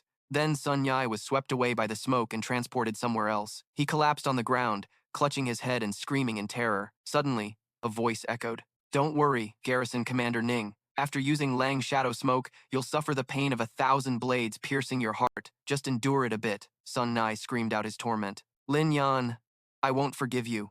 Sitting before him was the elder of the Demon Spirit Sect, Jing Shi Jun. He spoke to reassure Sun Yai. "Rest assured, our Demon Spirit Sect won't let him off either." Night had fallen, dark and gloomy, wrapping around the garrison headquarters. In a large room, two people were tied up and kneeling before Xian Dai and Shen Guang. Lin Yan and Ni Qianran stood on either side. Shen Guang spoke. "The four great families of Trenthon Duong have always been united like birds on a branch, sharing honor and disgrace. Tun Fai, Triuliet Duong, you two are the heads of the Ton Triu family. Yet you betrayed us to side with that Ning son, helping him wipe out the Tran and Neep families. Do you know the crime you've committed?" Liet Duong knelt on the floor, struggling to explain with all his might. "Brother Tran, Brother Neep, we were forced into this. Ning Sun Yai is powerful and the garrison commander. If we didn't obey him, we'd be dead long ago." Tan Fai pleaded. Yes, we only did this as a temporary strategy. Please, brother, remember our long acquaintance and spare us this once." Ni Qianran crossed her arms, her face tense, and snapped, "Stop making excuses. You're all cowards, willing to be someone else's dogs. You should be ashamed." In contrast, Lin Yan smiled gently and said happily, "If you two uncles have repented, why not give them a chance?" Ni Qianran disagreed, shocked, but Lin Yan's face showed empathy as he softly said, "That Ning Son Yai suffered a huge loss. He definitely won't let it go easily. I bet he'll come back for more. Right now, we need people. Let your uncles redeem themselves through service." Hearing this, they rejoiced like they'd hit the jackpot, escaping disaster. Tan Fai hurriedly said, Yes, we'll give it our all to make amends." Nearby, Liet Duong shouted, "Give it everything, until death." Then Shen Guang spoke with confidence in Lin Yan. "What's there to fear? Lane He has earned 100,000 military merits and is now the lord of the 13 counties in the 4 provinces and 5 cities. If Lane He says the word, that Ning guy will have to scram from Tren Thon Duong. Let's see how he dances then." Lin Yan replied, "That's exactly why I'm worried." Then he pulled out a map and laid it on the table. He studied the map carefully and explained, "Uncles Neep, look, the towns around Tren Thon Duong are just ordinary civilians without military force. If Ning Son Yai stubbornly attacks, relying only on our family's descendants won't protect them. There will be countless casualties." Shen Guang listened and asked, "So Lei Ni, do you have a plan?" Lin Yan answered seriously, "Right now, whoever strikes first wins." He pointed to a mountain cluster on the map. He continued, "To attack Tren Thon Duong, we have to pass through Eagle Sorrow Gorge. It's narrow with high mountains on both sides. We just need to ambush in the mountains, then roll boulders down when they pass. That way, we can trap them all in one net."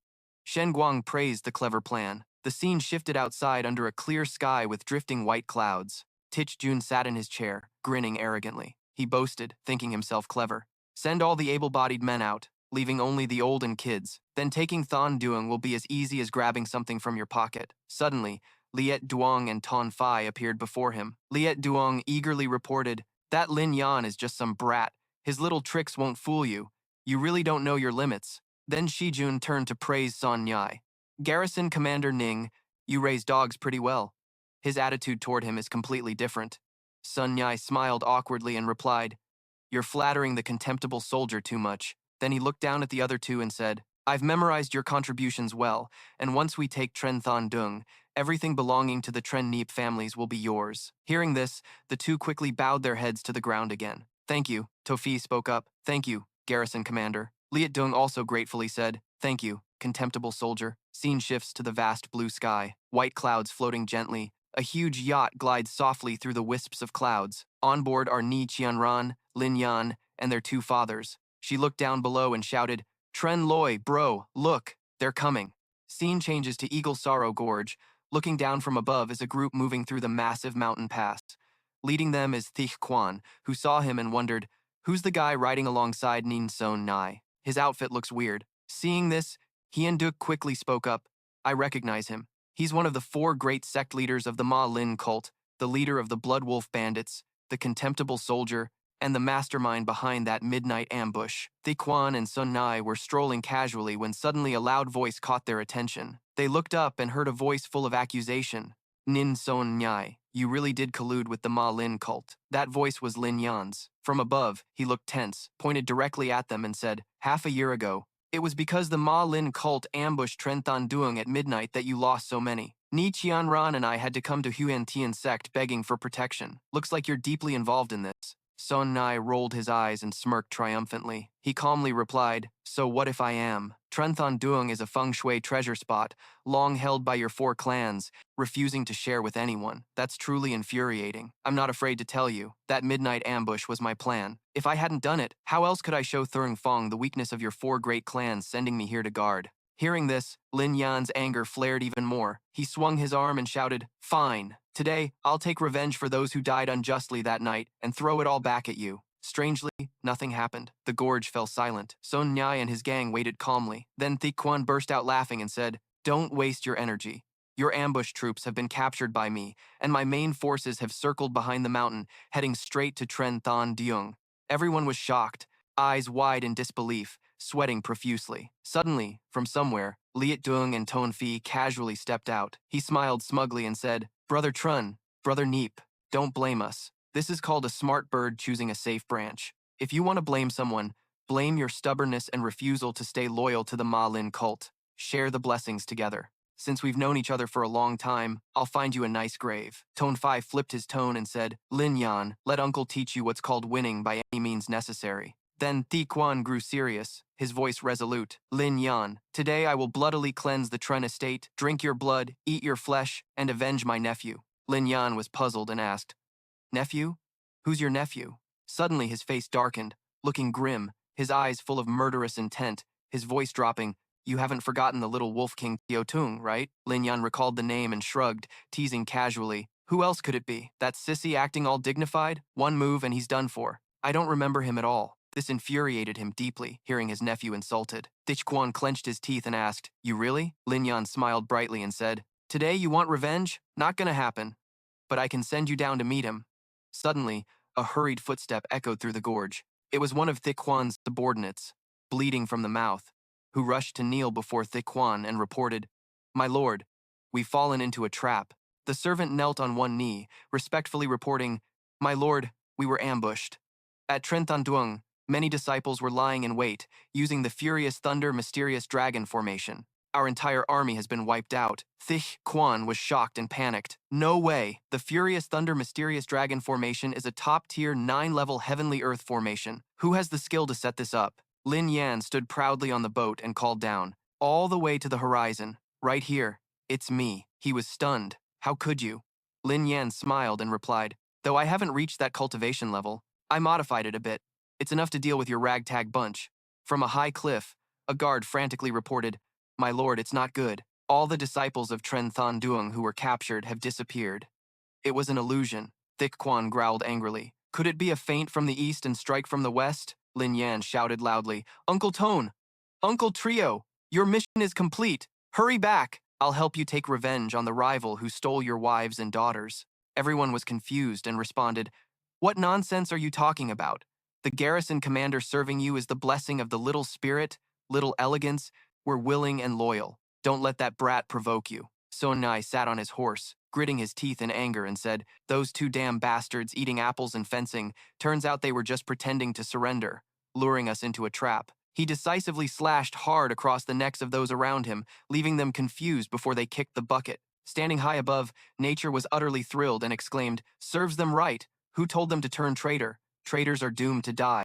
A man stepped forward and asked Lin Yan, How do you know they would definitely betray us? Lin Yan explained, Someone who can sell out his own wife and daughter for safety isn't trustworthy at all. I just exploited that fact to pull off a counterintelligence move. Tiquan shouted loudly from below, Tran Loi, you're skilled, no doubt, but today none of you will survive to see another day, he declared firmly, facing off against those degenerates. Why bother bringing a crowd? I alone am enough, Lin Yan sneered. I heard wolves have a keener sense of smell than dogs. Ti Quan, what a waste of a name like Wolf King. Seems like you're not so sharp after all. Startled, he sniffed the air, then Ti Quan suddenly realized, damn, it's a trap. While he was distracted, Lin Yan pulled out a bow and shot an arrow straight at Ti Quan. Each arrow carried blazing red flames, throwing everyone below into utter panic amidst the fiery forest. Every arrow scorched its target, causing screams of pain. Sun Nai anxiously asked, We're surrounded by fire. What do we do now? Ti Quan, still unaware of the danger, replied, A little flame like that? It's nothing to me. Then he whistled loudly, and a bunch of mutant beasts, hearing the call, rushed over quickly. Ti Quan jumped on one's back and flew toward Lin Yan, soaring swiftly into the sky. Sun Yai was too slow to react, clinging to Ti Quan's legs, begging in fear, Ti Quan, take me with you. Don't leave me behind. Ti Quan coldly shook him off and announced, You're no longer useful. Sun Yai then fell into the blazing fire below, his screams echoing loudly in the air. Lin Yan anxiously warned, This is bad. They're trying to break the siege from above. Ni Tianran stepped forward and said, Uncle Tran, let's go stop them. Are you both in? The three then boarded the flying boat and quickly descended, swiftly wiping out the bugs chasing Ti Quan. Then more arrows shot out, flying like missiles toward them. The mutants and minions hit by the arrows fell from the sky. Lin Yan's tactic was to shoot the riders before the beasts. Clutching his bow tightly, he declared, Catch the enemy, catch the leader. But when the arrow turned toward Ti Quan, he vanished without a trace, leaving Lin Yan confused. Where did he go? Suddenly, from behind, a giant snake pierced through Lin Yan's body. He was ambushed from the back, blood spurting from his mouth and chest wound. The snake twisted and disappeared into Ti Quan's arms, who said, Too bad, just missed by a bit. The three below, busy as they were, quickly realized what was happening. Lin Yan, Lainey, they warned, Don't block me. Damn it. On the boat, Ti Quan stepped forward grimly and asked, How's it feel? Hurts a lot, huh? Don't worry, you're not dying yet. He declared, I've changed my mind. Your brat hurt my nephew, killed my clan, ruined my big plans. Dying so easily would be too good for you. I'll keep you alive, slowly torment you, make your life worse than death. Ti Quan proudly introduced, This sword is called Blood Serpent Soul Devourer. No matter how strong you are, if it pierces your heart, you'll be enslaved by the sword's master for eternity. You'll never find peace. I'll turn you into my puppet to destroy the Tran family, to settle my grudge. The fierce red serpent storm engulfed the space.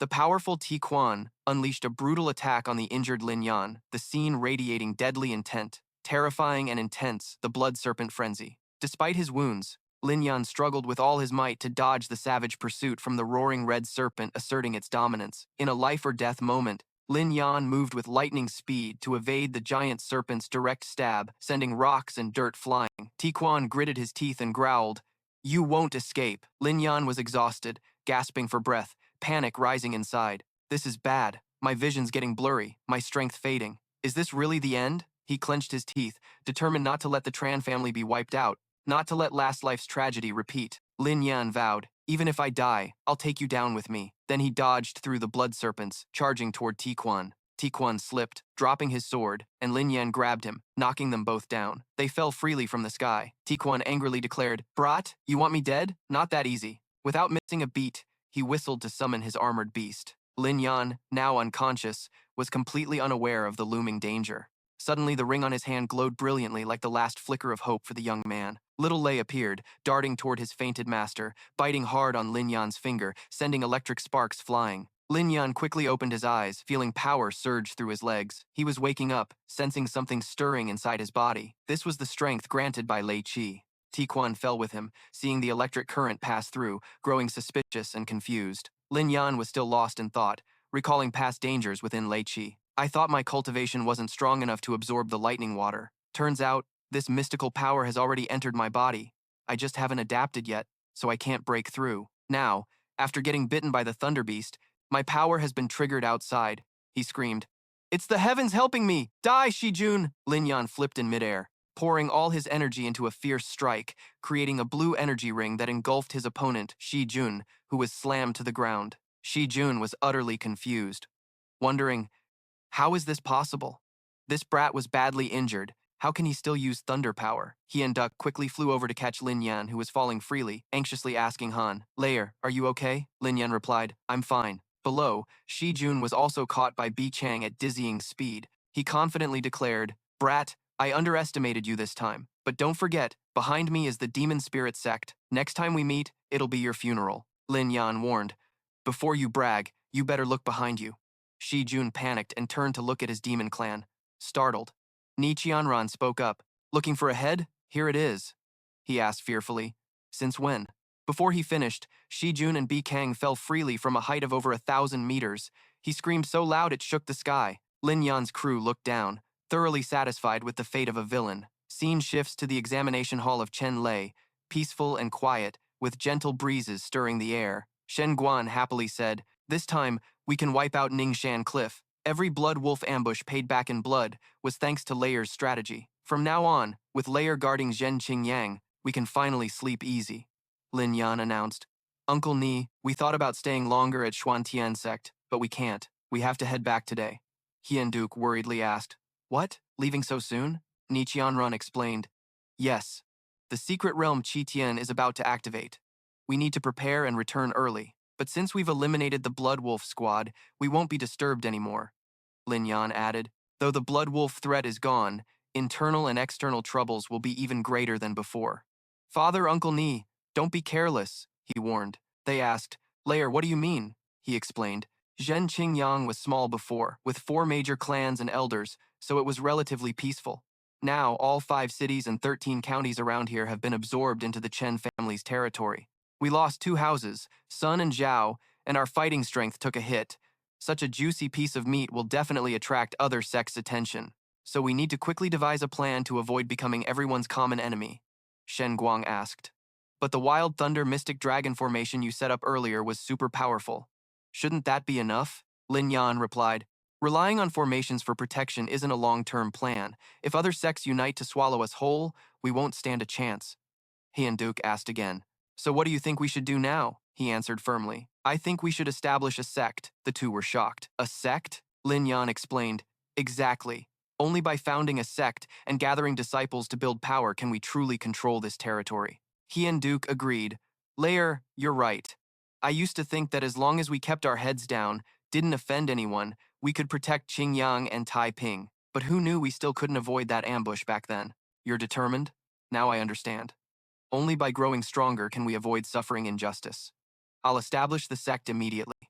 Shen Guang agreed, and Chen Lei and Layer listened to their plans. Our Ni family won't be second-rate, Hien Duck happily said. Layer, you name the sect. Chen Lei considered. Since we're from Qingyang, how about Qingyang Sect? Everyone was instantly pleased. That name's perfect. Ni Qianran then urged, Lin Yan, we should head back. The sect leader has called. Hien Duke reminded, Layer, Ni Qianran, go back safely. When you return next time, I'll show you a completely new Qingyang. The 2 kids smiled and replied, yes. Scene shifts to the main hall of Xuan Tian Sect, where everyone gathered for an important meeting. Feng Zi asked Lin Yan, Yi Xianran, how did you settle your family matters? He bowed and answered, Master, everything's resolved. The master was pleased and announced, Good, then you have no more worries. The secret realm Qi Tian will activate in 10 days. At that time, the 7 great sects will gather there. Feng Zi carefully reminded, I've chosen representatives for Xuan Tian Sect to enter the secret realm. Prepare yourselves well these days. Lin Yan bowed and acknowledged the order.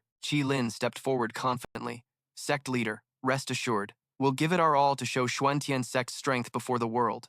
Lin Yan looked at him, and Qi Lin returned a challenging glance. After class ended, everyone walked out together, suddenly exclaiming, Dragon Battle X looks amazing. I want to see it too. Seeing Lin's fancy ride, everyone gushed. Though the hovercraft was smooth and comfy, nothing beats the power of a war chariot. Senior Hu, you're awesome. Can we ride with you? Lin Yan wondered.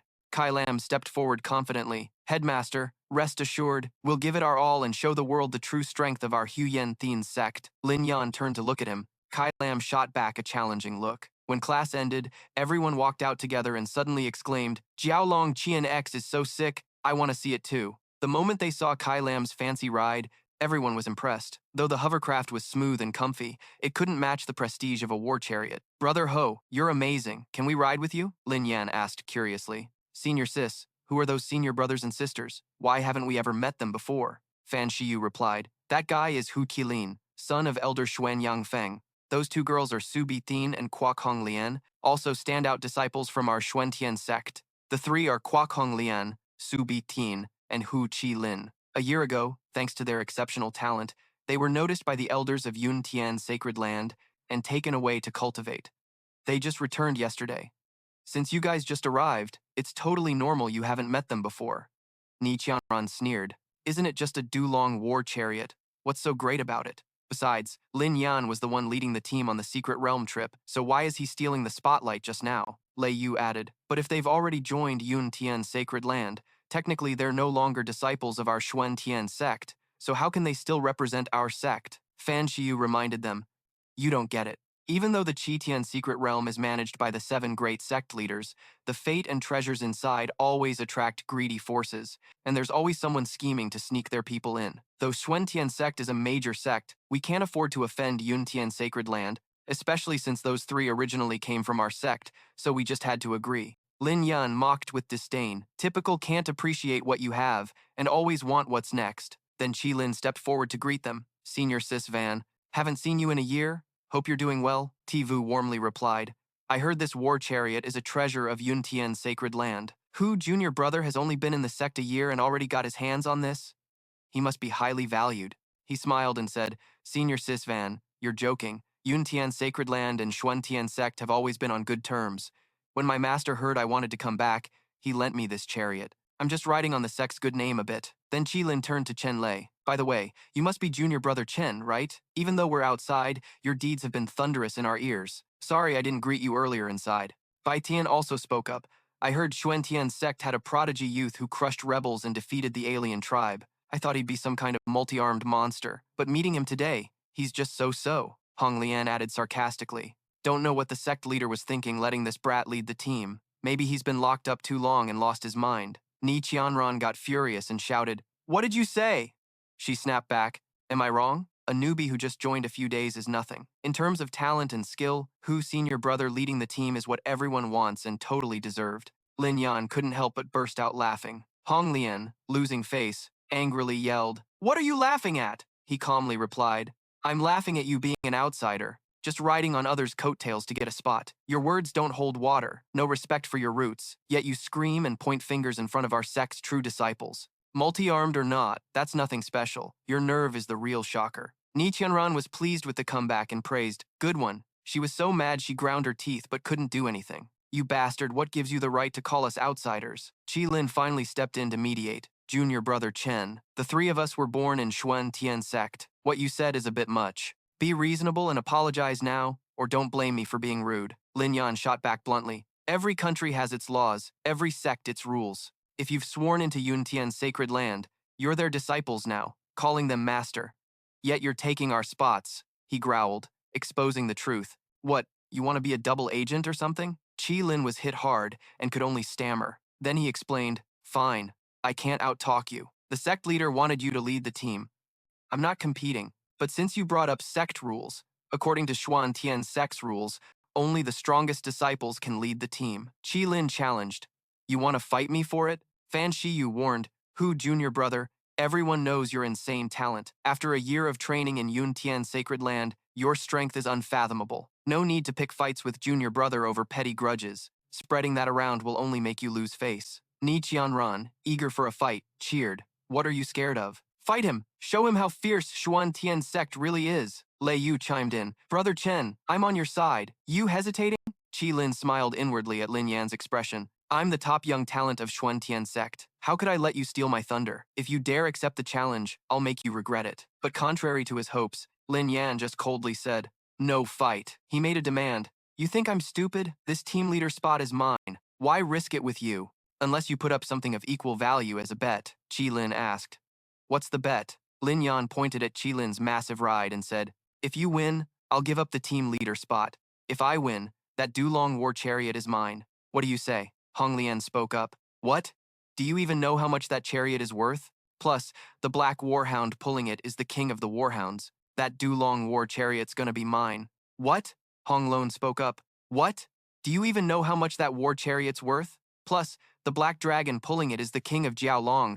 Just the Lin Gok Kim alone is worth a fortune, something money can't even buy. Bichthin warned. Your ambitions are way too big, but Lam just shrugged it off and agreed coolly. No problem, let's do it your way. That one line from him made the two girls behind freak out and call for their senior brother. He boldly declared, relax, that brat's no match for me. In just 3 moves, I'll have him begging for mercy. Lin Yan clasped his hands respectfully. Then please, senior brother, show us your skills. Lam lost patience and charged forward, cutting the chit-chat to throw down.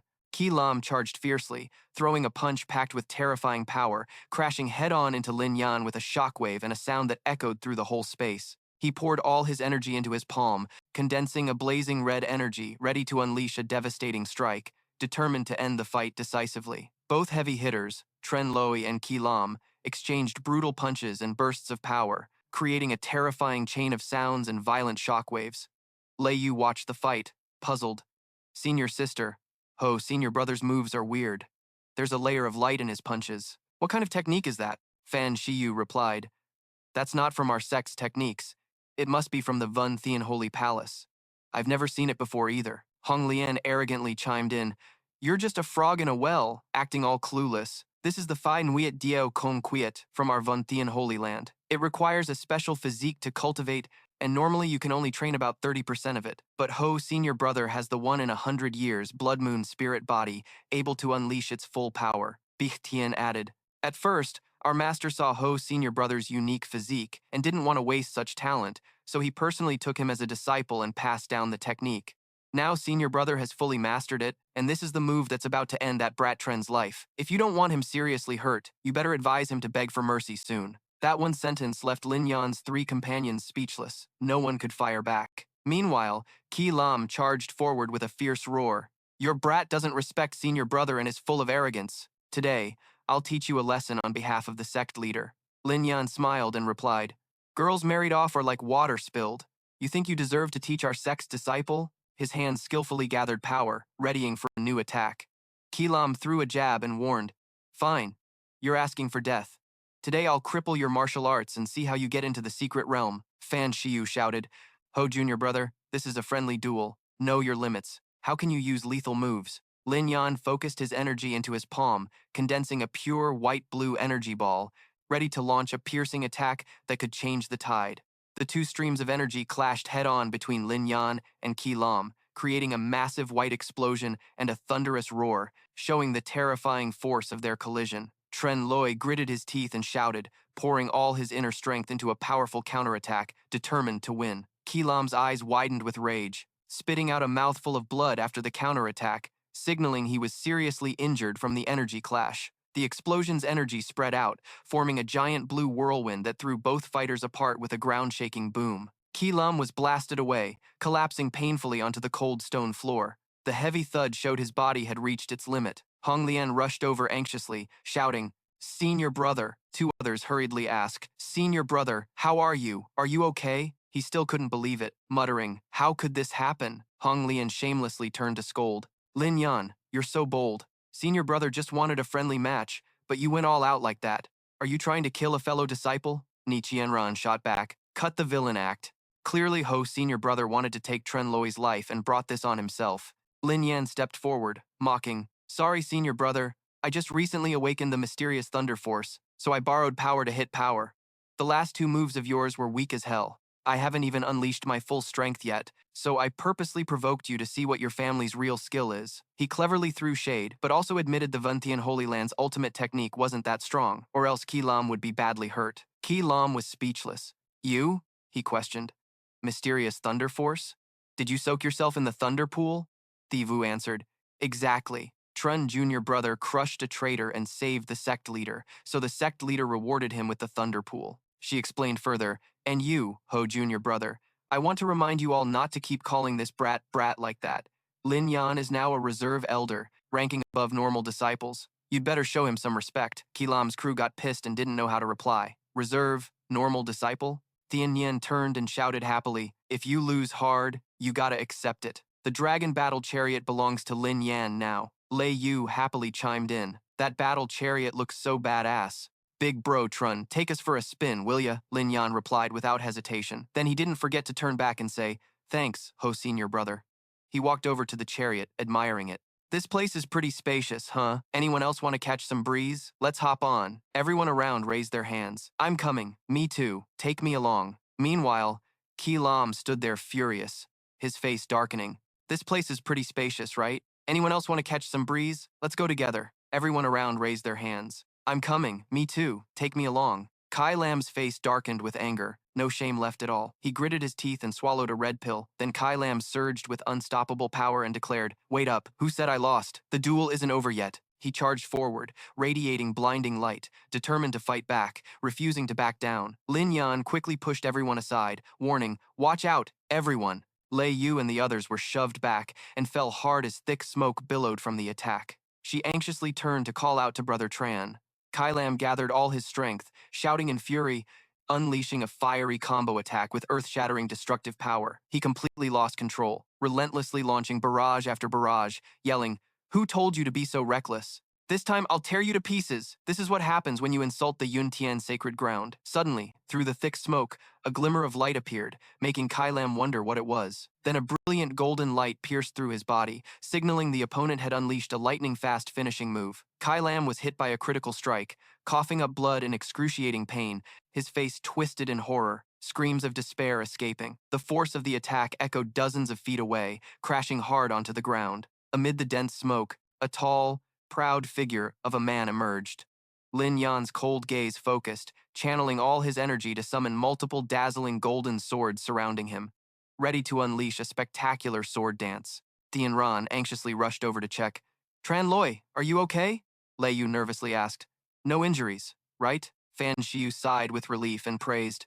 Congrats, junior brother, on getting that treasure. Tian Ran widened her eyes, staring at the sword in Lin Yan's hand, then said, Lin Yan, since when did you master such a powerful treasure? Why didn't you tell us? He casually replied, this is the golden light sword I just forged. Haven't even tested its full power yet.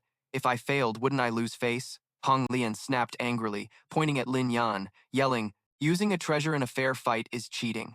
He frowned, his voice sharp with each word. If using a treasure is cheating, without missing a beat, the sword in his hand slashed straight at her. Then is using pills allowed? The sword flashed, cutting through Kai Lam amid everyone's shock. In that instant, the gourd shattered, spilling pills onto the ground. Ni Qianran glared, her voice full of rage. Hey, using pills to boost your power is just low, Lei Vu angrily spoke up. No wonder his power suddenly skyrocketed just now. From the crowd came an outraged voice. Stealing pills and then biting back? That's too much. A sigh echoed from behind. Why is senior brother Ho like this? Another voice rang out in disbelief. Could they have learned this stuff at Xuan Tian's sacred ground? Suddenly, he felt panic, fear engulfing his whole body. Fan Xiu's gaze turned serious, her voice booming across the arena. Junior brother Ho, using pills secretly during a fair duel is forbidden in our sect. As your senior sister, I can't ignore it. Looks like we have to bring you before the sect leader for a clear judgment. Bishteen's face went pale, eyes restless, whispering fearfully to Kai Lam. Senior brother, we can't let this escalate. If the sect leader gets mad and strips our qualifications, it'll be a huge mess. He quickly clasped his hands before Fan Xiu, voice full of regret. Senior sister, I know I was wrong. I've been sick these days, didn't know my own strength, and was desperate to win, so I made a stupid mistake. I'm willing to give the Dragon War chariot to junior brother Tran as a penalty. Let's not disturb the sect leader. Ni Qianran's cold gaze flared, her voice full of anger. Ridiculous. That chariot was Lin Yan's win. No need for your charity. Hong Lian gritted her teeth and shouted, Enough already. Don't push people too far, Ni Qianran snorted coldly. Now you're out of arguments? Who told you to swallow pills anyway? Seeing the tension rise, Lin Yan quickly smiled to smooth things over. Come on, if the Xuan Tian Sect and Yun Tian Sacred Ground have a long-standing relationship, they should show some respect, right? He smiled calmly and tactfully, said, just have senior brother Ho shout junior brother Tran 3 times, and I'll admit defeat. That settles it. He growled angrily. You're so calm, Lin Yan said softly. Don't want to? Fine, then forget it. I've never liked forcing anyone. Bishthin hurried forward, whispering advice. Senior brother, keep the big picture in mind. He regained composure, took a deep breath, and shouted loud, Junior brother Tran, I admit defeat. Junior brother Tran, I admit defeat. Junior brother Tran, I admit defeat. The crowd watching the show covered their mouths, chuckling with delight. Lin Yan chuckled softly, voice gentle. Thanks. Thanks. Then Lin Yan turned and walked away, saying, anyone up for some fresh air? Let's go. Once everyone climbed onto the black dragon, its eyes flashed brightly as it roared. Amid the blowing wind, the three stood below, glaring angrily as they watched them leave. Kai Lam clenched his fists, gritting his teeth. Lin Yan, just wait and see. Seeing his anger, she quickly advised, Senior brother, don't be mad. A gentleman's revenge is never too late, Hong Lian said coldly. Wait until the secret realm, then teach him a lesson. Scene shifts to a peaceful space, white clouds drifting away, revealing a bright blue sky. Below in the vast plaza, everyone lined up neatly, orderly like a flowing stream. Filled with excitement, Lin Yan looked ahead, voice full of anticipation. After waiting so long, we finally get to enter the Koitian secret realm. Ni Qianran chuckled softly, her eyes sparkling. She'd heard that Wang Dusu was a land of exceptional talents and spiritual wonders, where you could even spot the sect leaders and top disciples of the 7 great sects. This was a prime chance to level up their knowledge. Lei Yu turned to him and her, speaking respectfully, Big brother Chen, sister Ni, I hope you'll look out for us when the time comes. Lin Yan smiled brightly. Sure thing, no problem. Then he settled firmly on the saddle, eyes blazing, and shouted to set off. Amid the murmurs, their voices full of admiration broke out. Lin Yan's war chariot is so badass, I want to ride it too. Hearing that, Qi Lin snorted sharply. So annoying, it's driving me nuts. Scene shift to the Kaitian secret realm, where countless people from everywhere poured in, filling the air with a mysterious aura. Her gaze swept lightly over the crowd below. Look, that's the entrance to the Kaitian secret realm, Lei Yu muttered, eyeing the massive crowd ahead.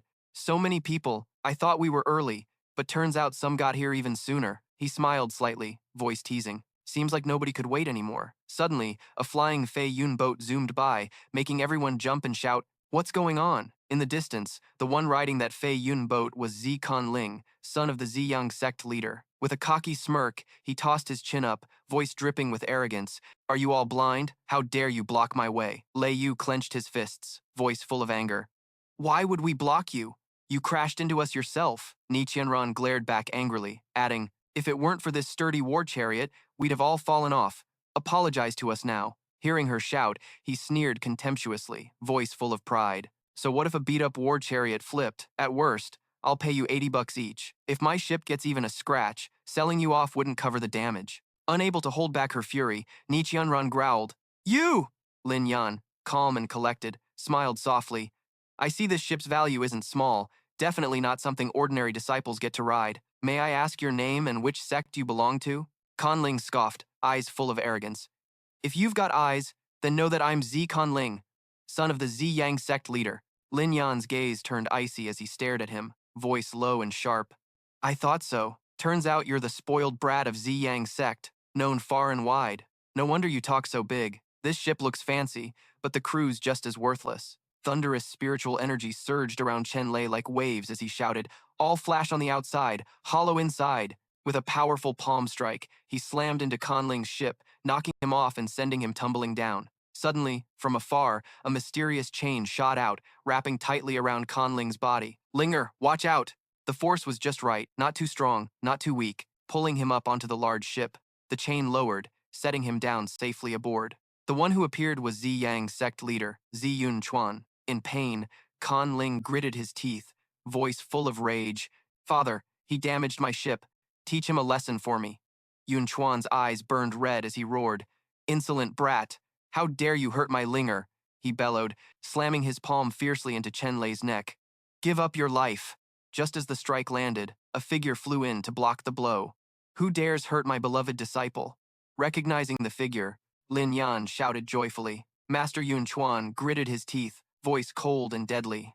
Lei Fengzi, you want to protect him? Fengzi stepped forward, sneering. Old brat Yun Chuan, your spoiled son started this mess, causing trouble for no reason. You're a sect leader, yet you stoop to attacking juniors? Lei Fengzi was known for not playing by the rules, but even he wasn't as shameless as you.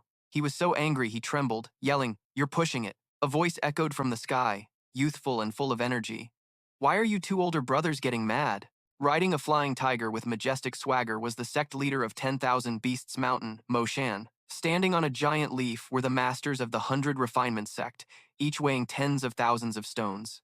He smiled happily. I've been waiting for this day because of the secret realm. Instead of fighting here, why not bet on whose disciple will gain more from this? He smiled and said, Lei Fengzi accepted cheerfully. Yun Chuan gritted his teeth and snorted. Out of respect for you two, I'll let this slide for now. We'll see everything clearly once inside the secret realm. Scene shift to the distance. The sky stretched endlessly blue, white clouds drifting lazily. Inside the mysterious secret realm, mist hung thick, whispers echoing everywhere. From afar, a sinister aura spread as the sect leader of Heavenly Demon Sect, Ning Tianshan, arrived. He smirked coldly. Sect leader Lei, long time no see. Lei nodded in return. Sect leader Ning, long time no see. Tianshan's eyes locked on him as he spoke. Lin Yan's here too? Heard he scored a glorious victory in the 100 Battles City. Haven't even congratulated sect leader Lei on such a prized disciple. A voice rang out from behind, unclear who it was, but it was true if not for his disciple, sect leader Lei might still be locked up at home, brooding over his mistakes. It turned out the speaker was the Blood Cloud Tower's leader from the Yin Tian district. Someone nearby chuckled and said, Don't air your dirty laundry, Brother Yin. Aren't you just rubbing salt in sect leader Lei's wounds? Another was the leader of the Divine Dragon Sect, Hong Shou Quan. Sensing the tension, Tian Shan spoke to ease the mood. Let's not bring up past grievances. Yun Chuan stepped forward, eyes icy, words sharp as knives. Why not bring them up? Then they kept talking. I'm afraid sect leader Loi is still locked up at home, reflecting on his mistakes. Turns out the speaker was the Blood Cloud Tower's master from the Yin Heaven district, and someone nearby laughed. Don't air dirty laundry outside. Brother Am, aren't you just rubbing it in sect leader Loi's face? That guy was Hong Tho Tone, leader of the Divine Dragon Sect. Sensing the tense atmosphere, Tian Sun raised his voice to mediate. Let's not bring up past issues anymore. Van Shuyen stepped forward, eyes cold as knives, words sharp as blades. Why not? You can't forget a lesson like that. From where I stand, this isn't just something to remind folks about. We gotta broadcast it across the 4 seas. Make it a lesson for all the sects. He snorted lightly, his voice full of fire. In the end, one person's safety is small potatoes. But if the entire Xuan Tian Sect gets sent off as servants, wouldn't that be a disgrace for our 7 great sects? He spun around to face Van Zuyen, eyes dripping with sarcasm. Your face still needs more smearing? The 7 great sects are supposed to stand united and help each other, but I hear while we were fighting on the front lines, the 2 Duong Palace was throwing a feast. Getting you a side chick is the least they could do. Fong Tu's anger grew with every word, and even the Blood Cloud Tower and Divine Dragon Cult, who already knew the news, were colluding in silence, hoping to sit back and reap the benefits. When he was mocked like that, Van Shuyen clenched his teeth, eyes blazing with fury, fists tight, and in a burst of rage, he couldn't hold back a roar. Thoton also glared fiercely at Fong Tu, eyes sparking fire, deadly intent radiating. Van Shuyen angrily pointed at Fong Tu. Lei Fong Tu, shut your damn mouth. Whether I take a wife or not is none of your business. But Fong Tu stayed cool. Lucky for you, it's none of my business, so I don't care. Tian Ku and Thoton charged forward in anger, Tian Ku shouting, Don't block me, this punk's picking fights for no reason. Today I'm gonna teach him a lesson. But both were stopped by Tian Sun. Cut it out, don't you want to save face in front of the juniors? Lin Yan watched this and couldn't help but ask Lei Yu, what's wrong with these sect leaders? Every time they meet, it's non-stop beef. She just laughed, like a bunch of grown-up kids. They were chatting when suddenly a call came from behind, making them both turn around. Lei junior sister. So it's Vo An, he greeted her. I thought I got the wrong person. Turns out you really are the junior sister. Lei Yu hesitated but greeted back. Senior brother Am. Vo An stepped closer to Lei Yu. He touched her cheek, making her flinch and step back. Years apart, the junior sister had grown up a lot. Seeing this, Lin Yan said, What are you doing? Ni Qianran also asked angrily, Who the hell are you? Why are you getting handsy with someone else's girl right after meeting her? Vo An shot back, Who the hell are you two? Lei junior sister is already engaged. What business do you have butting into our conversation? Lin Yan was shocked hearing this. Engaged? But Lei Yu quickly explained, Don't listen to his crap. We only met as kids, not close at all. He was just joking about marrying me when we grew up. She thought Vo-An was just delusional. Her words hit Vo-An straight in the heart. I never agreed to that. Vo-An hurried to defend himself. Lei Junior sister, I'm serious. I waited for you all these years, waiting for you to grow up so I could marry you. Why won't you admit it? Hearing this, Lin Yan couldn't help but ask. You say you're engaged to Lei Yu, but do you have the 3 meetings and 6 proofs? The tokens exchanged by parents? The fate calculations? Nothing at all, and you're already demanding to marry her? Where in the world is it that easy? Vo-An's arguments got weaker as he spoke. He tried to argue, well, the promise was made, right? Back then, even if she didn't agree, she didn't refuse either, so she accepted it silently. Now she can't back out unless she's promised to someone else. Otherwise, I'll have your father step in to settle this. Lei Yu didn't expect him to be this unreasonable and couldn't help but speak up. Xuan Tian saw he wasn't backing down and scolded him straight up. Don't be a scabby frog trying to eat a swan. Let me tell you, Lei Yu already has someone she's set her heart on. He was shocked. What? Then Vo-An quickly regained confidence and said, let me hear it. Let me see who this big shot is. When I meet him, I'll definitely snap his neck. Ni Qianran immediately pushed Lin Yan forward and introduced him. That's him, Lin Yan, the youngest reserve elder of Xuan Tian Sect, a teenage prodigy who crushed the enemy clans on the bloody front lines. Anyone who messes with him is taking on the entire Xuan Tian Sect. After finishing, Ni Qianran sneered, tone dripping with challenge. So, here's your head. If you've got guts, come and twist it, Lin Yan whispered to Thien Nien. I'm helping out, but don't drag me into this, Ni Qianran replied. Everyone's got a duty to punish scumbags. You just gotta sacrifice a little. Vo-An turned back and asked, Lei Yu, Lei Junior sister, is what she said true? Lei Yu's face was red hot, almost smoking. Then she immediately ran over and grabbed Lin Yan's arm. It's true. Me and brother Tran are deeply bonded. We've already planned to marry soon, and Tran Loi just stands there like a statue. What kind of nonsense is this? Vo-An got furious and cursed. You two dog couple dare cheat behind my back? Lin Yan snapped back. Do you eat shit every day? Why's your mouth so foul? As the heated argument went on, a summons order came through, and everyone turned toward the sound. Disciples of the sects, assemble. Vo-An brushed past and deliberately nudged Lin Yan. All right, I'm done wasting words on you. Once we're inside the secret realm, I'll settle this with you slowly. He threatened Lin Yan, knowing that inside the secret realm, life and death are unpredictable. If you dare fight over a woman with me, don't even dream of coming out alive. When the sect leaders stood before the stone, the signal sounded. Time's up, senior brothers. Please open the secret realm. In the palms of the sect leaders were incomplete jade fragments. One sect leader raised his hand high, and the jade piece floated up to the center of the mound. All the jade shards simultaneously shot toward the massive rock, then merged together before flying right up to it. The rock instantly shattered, revealing the inside of a gigantic gate. Everyone shouted out loud, the Kai Tian secret realm has opened. Meanwhile, the eyes of Kun Lang, Shadowless, and Lin Yan were filled with fierce determination. At this moment, Yun Chuan sternly explained the rules. You are all key disciples of the major sects, and getting into the secret realm during your lifetime is a blessing. This journey will last exactly 10 days. During that time, the secret realm will close. You must return before the deadline ends. If you get trapped inside, even immortals won't be able to save you. Remember that. Wan Shi smiled encouragingly.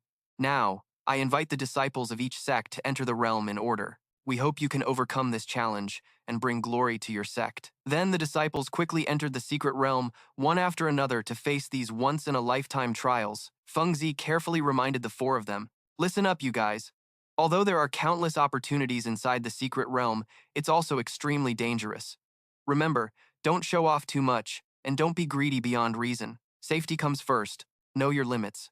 Got it? Following his advice, everyone felt much more at ease. Lin Yan replied, don't worry, master. With that, the 4 of them boldly stepped into the Kai Tian secret realm. As soon as they entered, Lin Yan was momentarily dazzled by the blinding light of the realm. This place had mountains, rivers, animals, and plants living harmoniously together. But it was also full of dangerous beasts, always ready to prey on the weaker species. The breathtaking and never-before-seen scenery made Lin Yan marvel this was truly the Kai Tian secret realm. Lost in admiring the surroundings, Lin Yan finally turned around to look for his teammates. Where's Ni Qianran's group? Right here. Lin Yan propped his chin on his hand, guessing. Looks like that portal is some kind of spatial transport where people get randomly sent to different spots. Hopefully, they won't run into any trouble. Just then, Lin Yan heard a quarrel. Move aside. That red river grass belongs to us. Nonsense, we found it first, so we get it. You guys better back off. On the ground lay the red river grass, and the group was arguing and fighting over it, yet they dared to throw punches? They were seriously risking it. Seeing this, Lin Yan felt a bit cynical about their sect. What kind of prestigious sect is this? Already showing their petty side, fighting over a little benefit without even looking at each other's faces, shameless. Lin Yan sneered. It's just red river grass. It might be rare outside, but inside this secret realm, it's just a low-grade item, wasting space. Fighting over stuff like this really shows how narrow-minded they are. Lin Yan looked up toward the distant mountain range. The spiritual energy is strongest over there. Looks like there's a lot of good stuff. Let's check it out first. Hearing the noise, Kunlang came over and kicked a few greedy guys, then scolded. Are you pigs or what? Then he reminded them, this place only has fairy flowers and herbs up to the 4th grade. What's worth fighting over? The good stuff is inside. Hurry to the ship and make the most of your time. Don't let others get there first. They listened and replied, yes, sir. Kunlang and the others from their sect waved their hands, creating blue arrows. Soon after, they all shot off toward a distant point. While flying, they suddenly got caught in a barrier, causing everyone to lose balance and the arrows to drop one by one. They immediately landed freely. Kunlang fell hard, in pain, wondering, what's going on? Someone answered, Senior brother, it seems there's a flight restriction here. You can't fly high. Before the team could recover, a cloud of dust suddenly rushed in. Kunlang and his followers couldn't breathe in the smoke. What the hell? It turned out to be smoke from the vehicle Lin Yan was riding. He laughed and waved. Senior brothers, I'm taking the lead. See you later. Kunlang couldn't stand being outdone and ordered his men, damn it, chase after him. In a place with mountains and rivers, under a windy sky with picturesque scenery, there was a fish skeleton. Clearly someone had stopped here. That someone was Lin Yan. He hugged his stomach happily, saying, so full, so full. This lake really is a treasure trove. The spiritual power of a dragon pair has completely outmatched a whole garden. Too bad this belly's too stuffed to eat more. Suddenly, an idea popped into his head. Lin Yan sat up. He pulled out a fishing net from somewhere, looking very pleased with himself. Luckily, I came prepared. After getting ready, Chen Lei finally felt at ease and jumped into the lake to find more food to recharge spiritual power. Chen Lei dived into the lake full of high-grade spiritual fish, happily thinking, blood crimson, golden keelin, fairy flower carp, all spiritual beasts of 6th grade or above. Catching a few more to bring back for Ni Qianran's group would be great. After picking his target, Lin Yan decisively cast the net to catch the fish he wanted. The net spread wider and wider, aiming for the biggest fish. Once the fish was inside, Lin Yan grabbed the net tight with one hand to keep it from escaping. Finally, that giant fish brimming with spiritual power was in Lin Yan's hands. It didn't take much effort to catch this big fish, so Lin Yan said casually, got it. But suddenly, Lin Yan felt something was off about this fish. Whoa, this fish is way too big and strong. It dragged Chen Lei's whole body swimming wildly underwater. Water blocked Lin Yan's speech, but he still managed to scold the fish. You little demon, don't even dream about getting away. Then he immediately used his technique to channel energy into the net, knocking out the fish. The fish thrashed for a moment before helplessly plunging straight to the bottom of the lake. Because the fish was so heavy, when it fell, bubbles erupted all around. Lin Yan swam down to the lake bed, happy to have caught such a fine catch.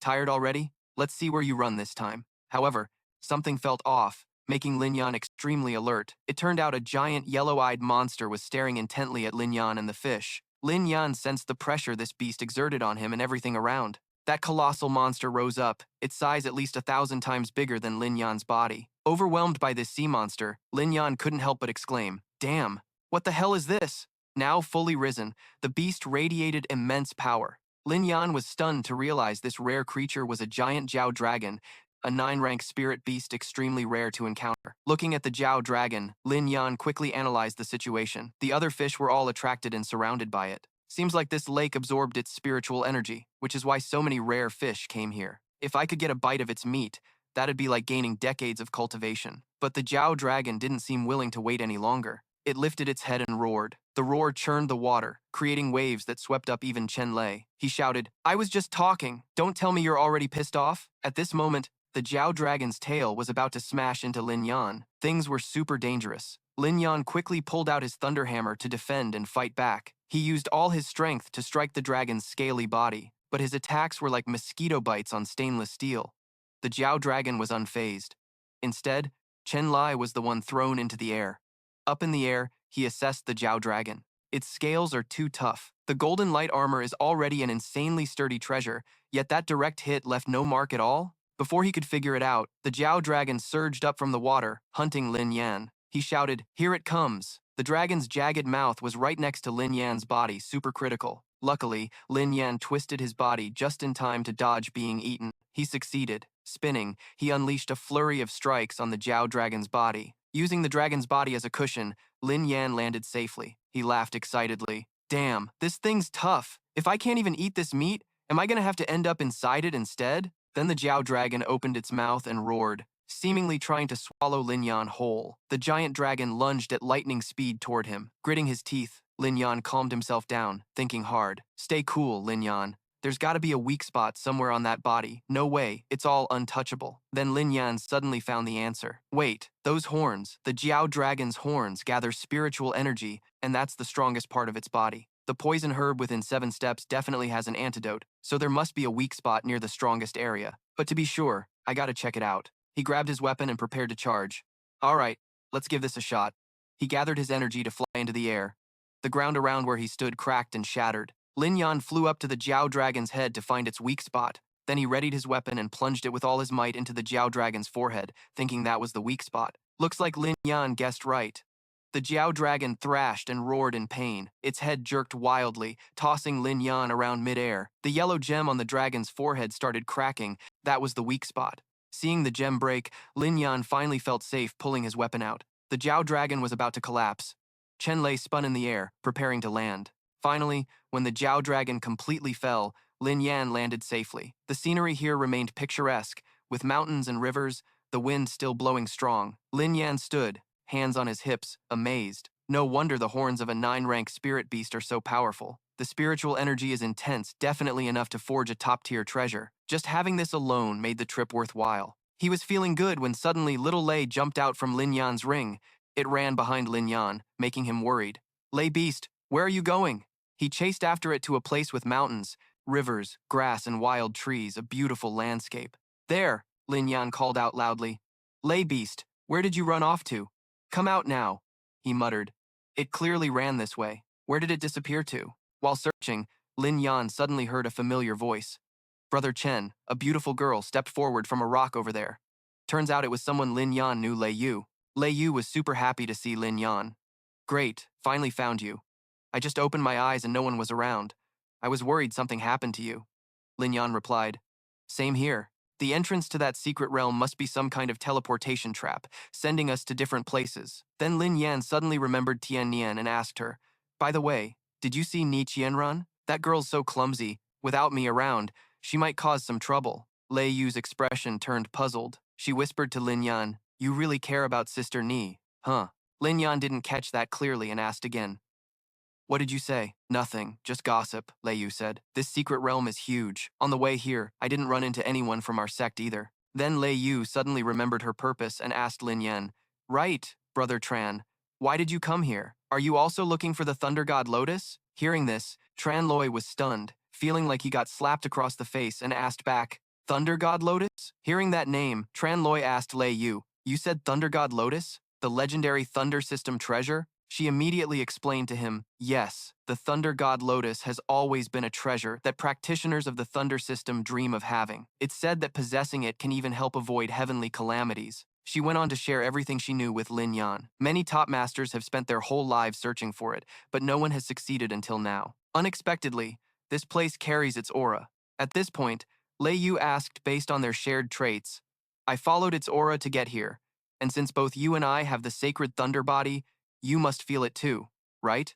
This made Lin Yan frown deeply, a heavy atmosphere radiating from him. "No, it seems that although we share the same physique, her connection to the thunder power is stronger than mine, just like last time in Thunderfinger. Who exactly is she?" Before he could finish his thought, a strange sound suddenly echoed from above. Lin Yan and Lei Yu looked up and saw a thunder beast running down. It was the thunder beast. Both immediately chased after it. Lin Yan shouted to call the thunder beast to wait. The beast ran faster and jumped onto a high spot. He shouted, "Where do you want to go?" After a while, they finally caught up to it. "You?" Lin Yan followed the thunder beast's gaze and was speechless at the scene before them. Before the three of them was a crystal-clear lake, with a blooming pink lotus right in the center, radiating dazzling light across the water. Lei Yu stared at the scene without blinking, unable to speak. At that moment, bathed in the light and lightning from the flower, Lin Yan and Lei Yu shouted joyfully together, "The Thunder God Lotus." Lin Yan looked at his thunder beast and suddenly realized how powerful it was. Right, thunder beasts are born in thunder and lightning, so their affinity with thunder power is the strongest. The thunder beast suddenly jumped onto his shoulder. Lin Yan petted it and praised, "You ran so fast just to bring me here? Good job. Today you get an extra drumstick." Lin Yan planned to give the God Lotus to Lei Yu. Lei Yu, if you can sense the God Lotus, that means you're destined for it. It belongs to you now. She quickly waved her hand to refuse. No way. The God Lotus was found by the Thunder Beast first, so it should belong to you. Suddenly, a streak of light flashed across the God Lotus from above. "If you two are so modest, then I'll take it." Vo An appeared uninvited, standing on a tree branch and snatching the God Lotus, his tone arrogant. "This rebellious treasure belongs to me now."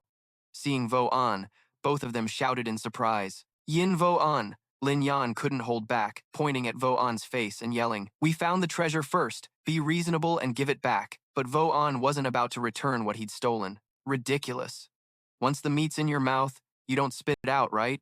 Lei Yu started reasoning with Vo An, hoping he'd understand a bit and give up the God Lotus. This God Lotus is a thunder system treasure. Only in the hands of thunder practitioners like us can it unleash its power. Even if you take it, it'll be useless. But Vo An didn't care about logic. He stroked his chin and smiled. Who said it's useless? This lotus smells deadly good, great for soaking feet. But if Thunder Sister Lei Yu begs me, maybe we can negotiate. If you agree to marry me, I'll give you the God Lotus as a dowry. Vo An stubbornly refused to return the item, instead mocking and shamelessly scheming. But you betrayed me once before, so I'm not so sure. How about we get married right here, right now? A child born in this heavenly blessed place will definitely be extraordinary.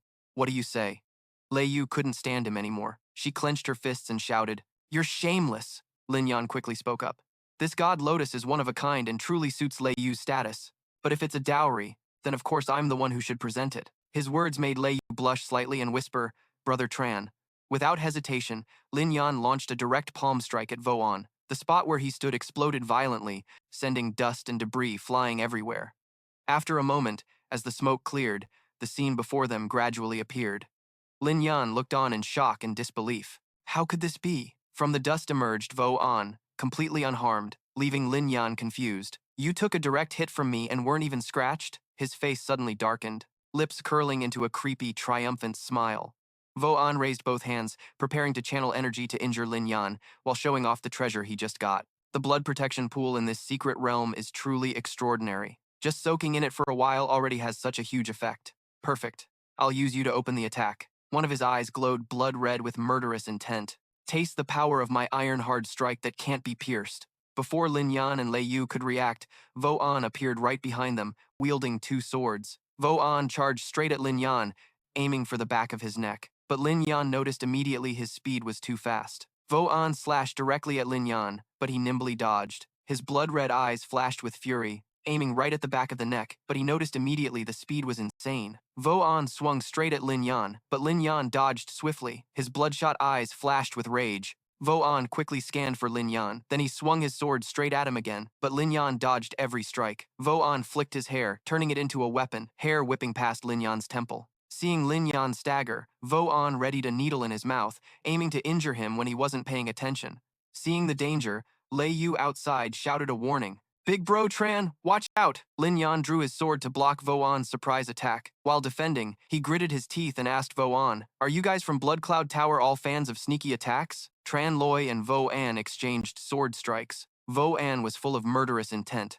Blood Cloud Tower is the world's top assassination sect. Sneaky attacks are their specialty. Lin Yan, you're destined to die by my hand today. He pulled out the Blood Shadow Whip from his ring, showing off to Lin Yan, letting him taste the power of his Blood Shadow Whip. After saying that, Vo An leapt high, eyes blazing red, swinging the Blood Shadow Whip at Lin Yan. Trees and cliffs around were sliced in half by the whip, but Lin Yan held his ground with his two swords. Knowing about the Blood Shadow Whip, Loi Vu outside warned, "Big bro, Tran, be careful. That whip's coated with deadly poison. Don't let it touch you." No sooner had he finished than the cliff, where the whip cut, started oozing poison. Seeing Lin Yan distracted, Vo An charged with the Blood Shadow Whip. "Lei Yu, are you really siding with that bookworm? I'll beat him to a pulp and see if you still like him." Lin Yan blocked with his sword, silently planning. This guy's speed was shocking, no openings, and his body was enhanced by blood pond strengthening. Fighting like this would just drain Lin Yan's energy. He had to counterattack fast. Vo An kept whipping, while Lin Yan searched for his weak spot. But where could it be? He looked at Vo An's dry, stiff hair and then at his soaking wet clothes, piecing the clues together. Looks like Lin Yan finally found Vo An's weak point. Right, his clothes were drenched, but his hair was dry. He probably didn't dunk his whole head underwater. Lost in thought, Lin Yan's swords got tangled in Vo An's blood shadow whip. Vo An lifted Lin Yan's sword into the air, grinning like he had the win in the bag. Your weapon's gone too. How are you going to defend now? At that moment, Lin Yan focused, gathering energy to strike. You're the one who can't defend now. He charged straight at Vo An. As for Vo An, he didn't have time to react. He was doomed. No chance to pull back the whip. Lin Yan unleashed a super strong palm strike right in the middle of Vo An's face, then slammed his head straight into the ground a second later, causing a violent shockwave. When he hit the ground, Vo An's eyes rolled back, blood spewing from his mouth. He was done for. Seeing Tran Loi finish things off, Lei Yu rushed over to check. Big bro, Tran, you okay? He replied calmly. I'm fine. But him? Not so sure. Lin Yan looked down at Vo An lying on the ground and threw a few sarcastic jabs. They say don't hit the face, but I've never met anyone with a face as annoying as yours, so I just couldn't hold back. Sorry, not sorry. Then he quickly snatched the ring off Vo An's hand. Time for that thing to go back to its owner. He handed the Divine Lotus to Lei Yu, but she refused. We both found the Divine Lotus together. How can I just claim it all for myself? Let's split it, half and half. Hearing Lei Yu's fair suggestion, Lin Yan couldn't say no. Is that so? Fine. He used his sword to cut the Divine Lotus in two. It split cleanly in half. Then a strange purple light radiated from the Divine Lotus. It slowly faded away, the petals no longer connected. At the mountain peak, a purple beam shot straight up into the sky, stirring curiosity in the nearby animals. The light was so intense that Lin Yan and Lei Yu had to shield their eyes. After it vanished, Lin Yan slowly opened his eyes, but the Divine Lotus was nowhere to be seen. Where did the Divine Lotus go? Lei Yu noticed the Soul Seed and pointed it out to Lin Yan. Big bro Tran, is there anything left where the Divine Lotus was? The Soul Seed floated toward them. Lin Yan was surprised, and Lei Yu answered, Big bro Tran, congrats, this is the Soul Seed. She raised her hand to explain. The Soul Seed is the fruit of the Divine Lotus, formed by absorbing its essence. Its value is even greater than the Divine Lotus itself. Although our cultivation isn't strong enough to use it yet, once we reach the martial soul stage, having this soul seed will help us overcome the heavenly tribulation smoothly and ascend directly. For cultivators of the thunder element like us, this is a once-in-a-lifetime treasure that defies the heavens. After hearing Lei Yu talk about the soul seed, Lin Yan suddenly remembered his past life. Last time, I almost succeeded after enduring all the tribulations. Who knew that in the final moments, I'd get swallowed by the raging heavenly thunder and fail just when I was about to make it? He looked at the soul seed in his hand and thought to himself, now that he had this soul seed, he wouldn't repeat the same mistake. Lei Yu smiled and said, Big bro Tran, this soul seed contains a huge amount of spiritual energy from heaven and earth. If it chose you, it means you're destined. Keep it safe. He agreed. All right. If you ever need it, just come find me. Seeing the treasure return to its rightful owner, Lei Yu smiled happily for Lin Yan. Yeah, when he saw Lei Yu smile, he suddenly remembered something important. And you? Lei Yu was incredibly kind. She showed a pitying look and said to him, the 7 great sects are united in one heart, not quick to turn on each other. We'll spare your life this time. Lin Yan looked at the guy named Shadowless lying on the ground, clenched his fist tightly, and growled, If Lei Yu little sister said that, then I'll spare you this once. But if you dare bother her again, don't blame me for throwing punches without mercy. Saying that, Lin Yan and Lei Yu left Shadowless behind, and the two of them moved forward. Let's go. Shadowless, though still on the ground, was conscious. He gritted his teeth in anger and vowed revenge. He stole my storage ring, and beat me badly too. Those two fake lovers, pretending to care. I'll make sure to repay today's humiliation 100-fold. The sky was clear, the wind howling, and the wild grass and trees lived in harmony. Here, Lin Yan's war chariot hurriedly rolled over the dirt. Black Dragon was working at full power, pulling Lin Yan's chariot exactly where he wanted. Sitting on the vehicle, he checked what was inside Shadowless's ring. Spirit crystal, spirit snakeskin. This guy found some pretty good stuff. Seeing the loot, Lin Yan thought of Lei Yu and immediately handed it to her. Here, for you. She blushed, extended her hand shyly, and asked Lin Yan, Aren't you gonna put it on me? Lei Yu's words confused him, and he let out a, Huh? She shyly added. Didn't you just say you're my fiancé? Seeing Lei Yu might have misunderstood, Lin Yan scratched his face and explained, Girl, that's just don't take it seriously. I said it just to piss him off. Lei Yu didn't expect much and took the ring from Lin Yan's hand. I know, I was just teasing you. Scared now? A moment later, Lei Yu lowered her head. Her face suddenly flushed as she thought, Min must be crazy to joke like that. Lin Yan's war chariot was still being pulled hard by Black Dragon, moving at a fast pace. Hearing a noise, Lei Yu asked Lin Yan, "What's that sound?" He replied, "Sounds like someone's fighting. Let's check it out." The noise came from a group fiercely battling near a waterfall close to where Lin Yan and Lei Yu were passing. A man throwing a powerful strike with all his strength. His name was Kai Hoa. 3 guys in front of him were knocked out by a single blow from Kai Hoa. One was lying on the ground, bleeding from the mouth and trying to escape. But a man stepped in front of him. His name was Nganthan.